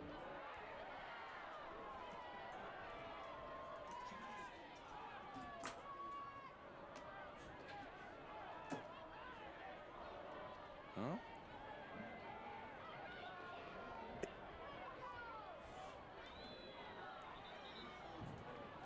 The corner on the carry. All right, give it to me. Stop by number 62, Landon Woolridge. Here.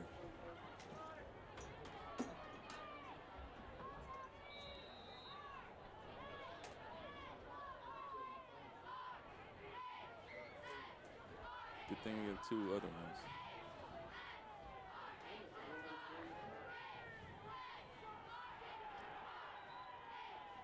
Complete in the corner. Brought down by number 34, Caleb McSpadden. Also on the tackle, Cody Anderson. Third and 13.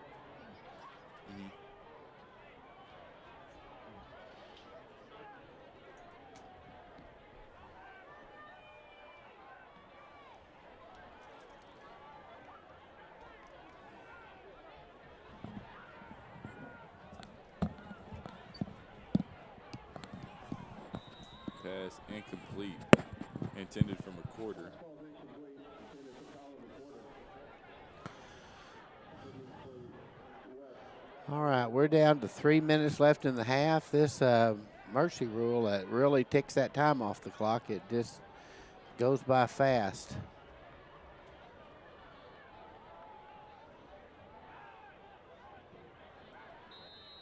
We want to thank Dewey Alvarez for down there running the crew, running the camera.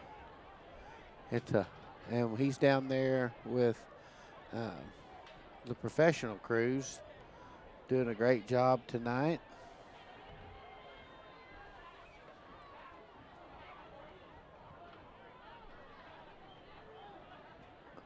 That's been one of the real bright spots this year for the Mounties is Willie Hernandez. He's done a great job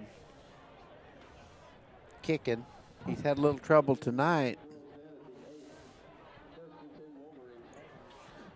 He's had a little trouble tonight because of the intense pressure he's been under.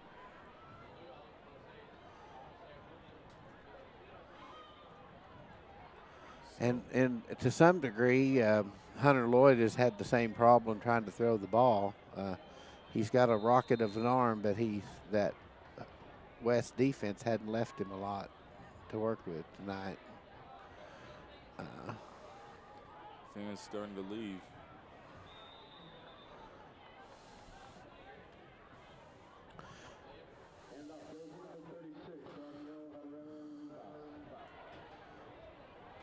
Like we talked about earlier tonight, Mountie fans will be, some of the students will be heading over to Sabor Latino, the Latin flavor dance. Always a big turnout. And many of the ones that'll go to that, a lot of them may not go to the ball game. So it's not really like the homecoming where most everybody goes. Looks like the Mounties might get the score here. They got an apparent fumble recovery at the 1 yard line and knocked the ball loose. And we're able to catch it on the bounce and run it down and get it to the 1. So that's really that's the kind of effort Coach Lloyd's looking for here is those Mounties just never giving up, even though that they're behind on the scoreboard. They're still into it. And one thing you'll see from the Mounties is Hunter Lloyd will stay in along with Colin McWhorter and Aaron Jones. You got the front number 1 team there, and they're going to get in and score. And that's what you want to see. Good job by Colin McWhorter there, getting in, getting a score. And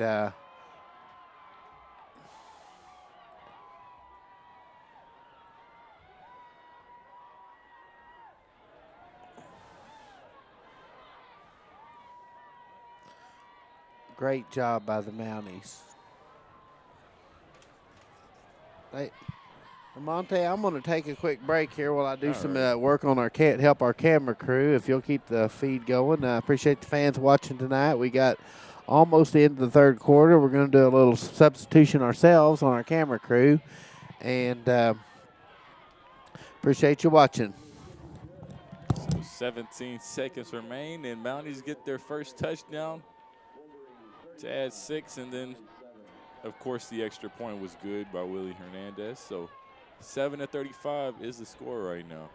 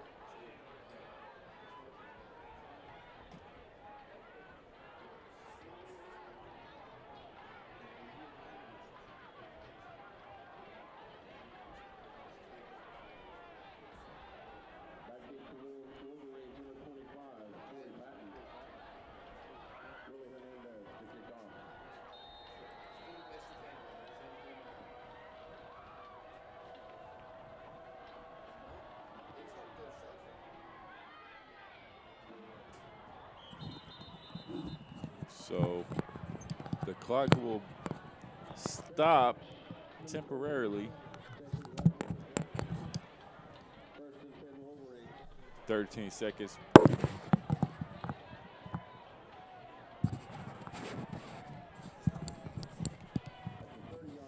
Yeah, I guess on that mercy rule, Monte, the clock stops on kicks.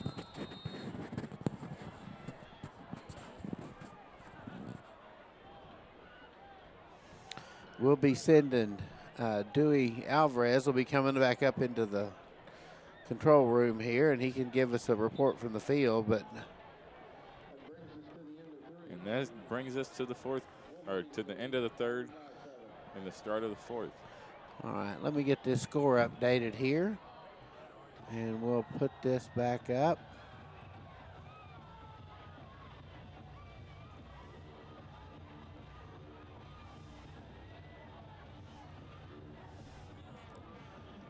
score is 35-7, and the RHS band is going to play a little song for us.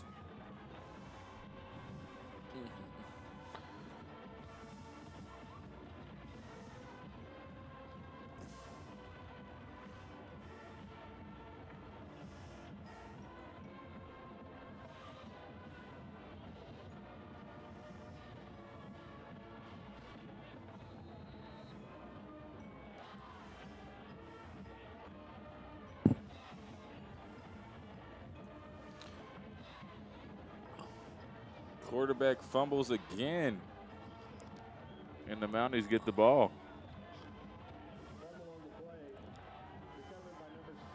For some reason, Bentonville West can't seem to hold on to the ball. Well, you've got players that aren't used to starting out there, getting some snaps, and that can happen. All right, we got our field cam back up. You thought. You see the Spirit Squad's down there doing a routine to build team spirit and possibly just maybe keep from freezing. It's a little chilly down there tonight.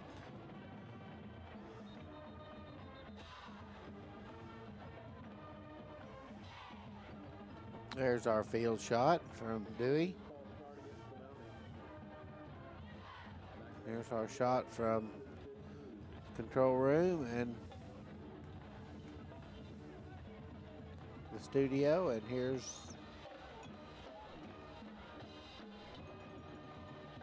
from the film deck. So we appreciate all of our workers tonight and all of our fans watching.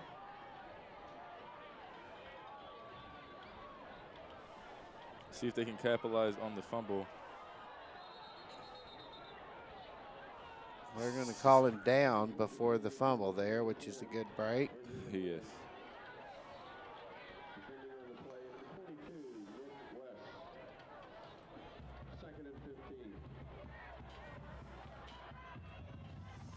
Some diehard Mountie fans there out supporting their team on a cold night. Yes. Diehard would probably be an understatement.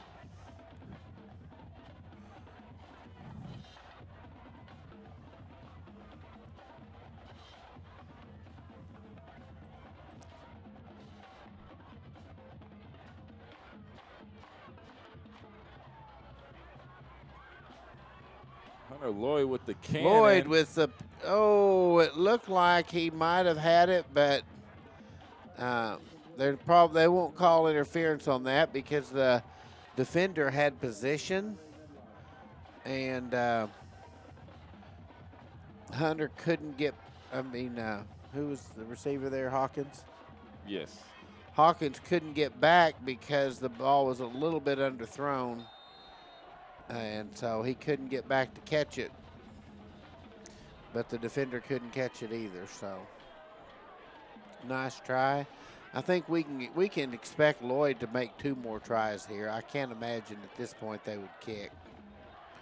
It's probably a little out of Hernandez's range, or he might try it. I don't know. Yeah, you never know.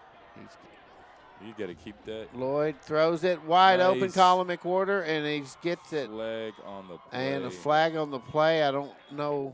That's going to be a heartbreaker if this is. Well, that's not where you would expect a Mountie penalty. No. It was in the defensive backfield, so we'll wait for the call on the field and see what we get here. What a catch and what a pass. And they're moving in the wrong direction. What are they going to call there? They're going to call offensive interference on another receiver. I couldn't. That's a big loss.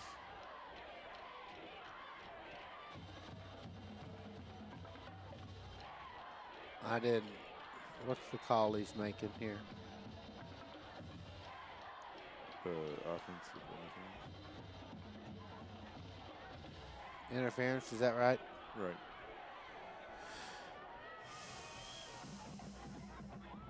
So 3rd and 30. Going long and risky pass. Incomplete. 4th and 30. Yeah, the defender had good position there.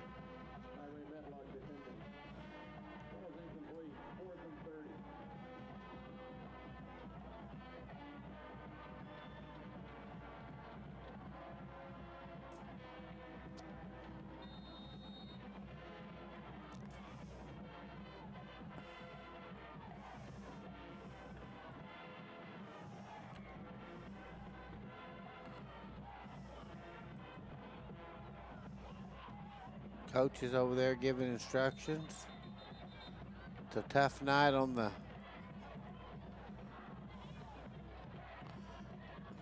for the home team.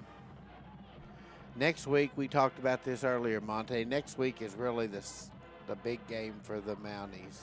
Yeah, that's right. Springdale, kind of as our season, the Springdale game goes, our season goes, and Springdale is much improved. They've been down over the past couple of years, but they've had a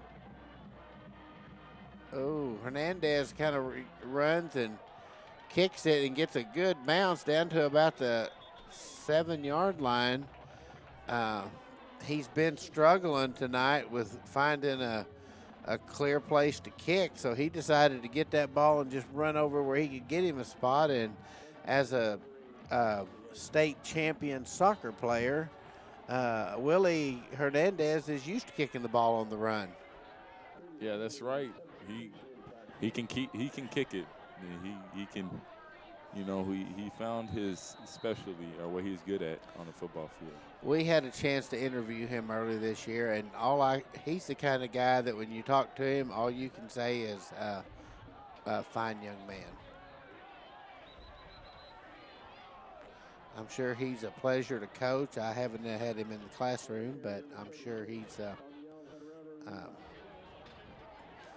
kind of a kid his parents and family would be certainly proud of. Matthew Watson, number 23, and number 25, Cameron Little.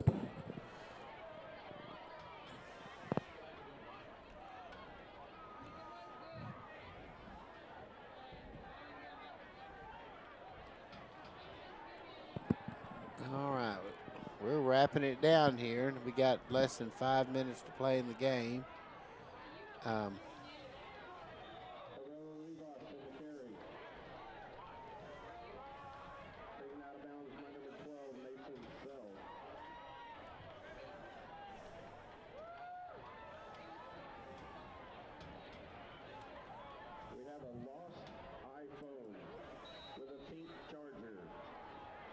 Find an iPhone with a pink charger. Please bring it to the press box. 4:17 on the clock.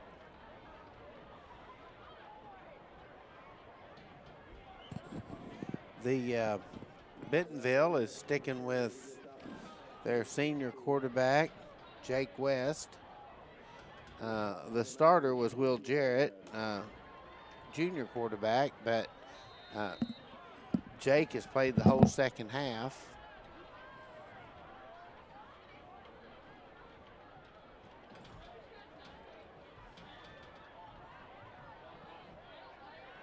They're going to kick the ball off, and the Mounties will get another chance to score here at the 41-yard line. They're going to have to score fast.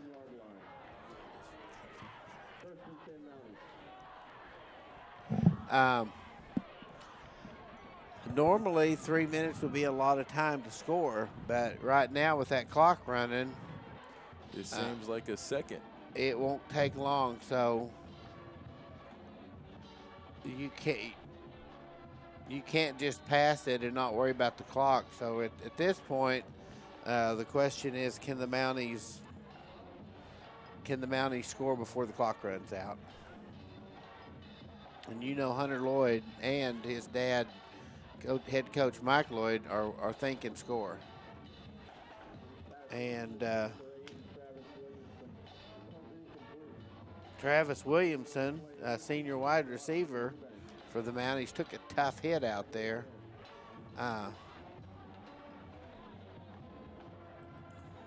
Lloyd looking for the call from the sidelines. I think at this point you throw it to whoever's open on the long pass. Or take that's what he does. I guess he's going to take Andrew McGlynn for the short pass out of the over in the side.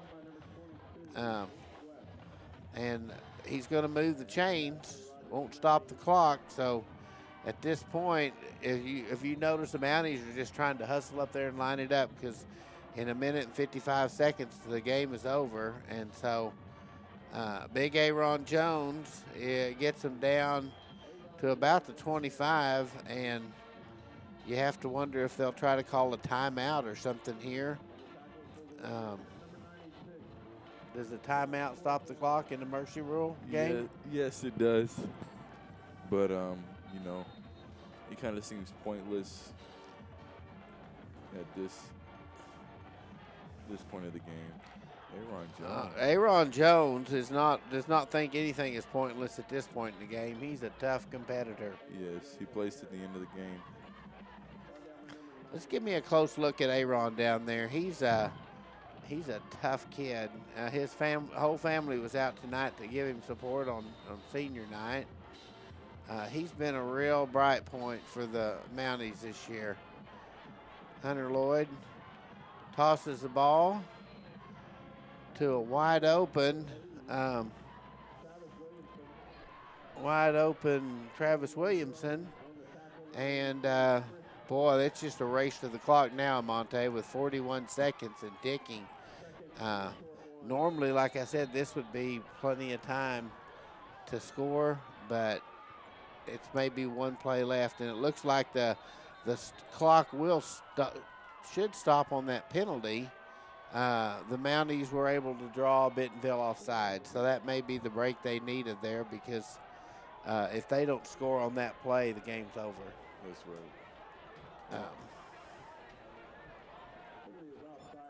Well, we're going to make kind of an early exit tonight. As soon as the game's over, we're going to go ahead and sign out and pack it up. Our film crew, some of them have got an early morning to take the ACT test tomorrow. Yes. Good luck to any other students out there. And touchdown Mounties. So Dake gets one. And, you know, you really got to be proud for the grit the Mounties showed here in the second half of Monte. It was a tough first half against a really, really good West team that I think everybody thought was going to be maybe third or fourth in the conference. Everybody at the beginning of the year said Harbor, Fayetteville, Bentonville were the teams to beat. But I think really we've seen the best of the best and in the conference. And I would say that there's no doubt that West is every bit as tough as Bentonville and Fayetteville. So you got to love McWhorter. I mean, talk about a tough kid. He's got the ball. They just about got him tackled. And instead of just falling down and getting tackled, he tries to pass the ball off and if he could have got the ball to him, he would have got that extra point, 2 points. They're not satisfied to just go kick the ball. They want to get that. I think we talked about that earlier. It's sometimes that point for the tiebreaker makes a difference on your playoff spot. So, well, it makes the score look better. 13 is way better than 7. Yeah, and when you look at the box score, you're down 35-0, and you come back and score 13 unanswered points, even if it is against mostly reserves. It shows a lot of determination, a lot of grit, and that's what it's going to take to beat the Springdale Bulldogs, because Zach Clark has done a good job bringing them back, and you know, there was a time when Springdale was the perennial power in the conference.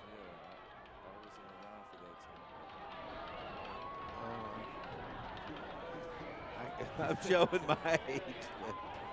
I can certainly. Oh, yeah. At one time when Coach Gerald Williams was their coach, and they were an outstanding team. But after Williams, their next coach was from Shiloh, the old Shiloh coach, and his name was Gus Malazan. Coached Springdale and did a great job with them. And before he got the assistant coaching job at Fayetteville, but that's a story for another day. Looks like the Mounties, I'm not sure why the clock is still stopped. There's 18.5 seconds, so we got about time for one more play. And it doesn't even look like they're going to go ahead and do that. They're going to let the clock run. And for RHS TV, this is Scott Davis. This is Amante Jones. I appreciate you guys watching, and we're going to call it a night. And yeah, thank you.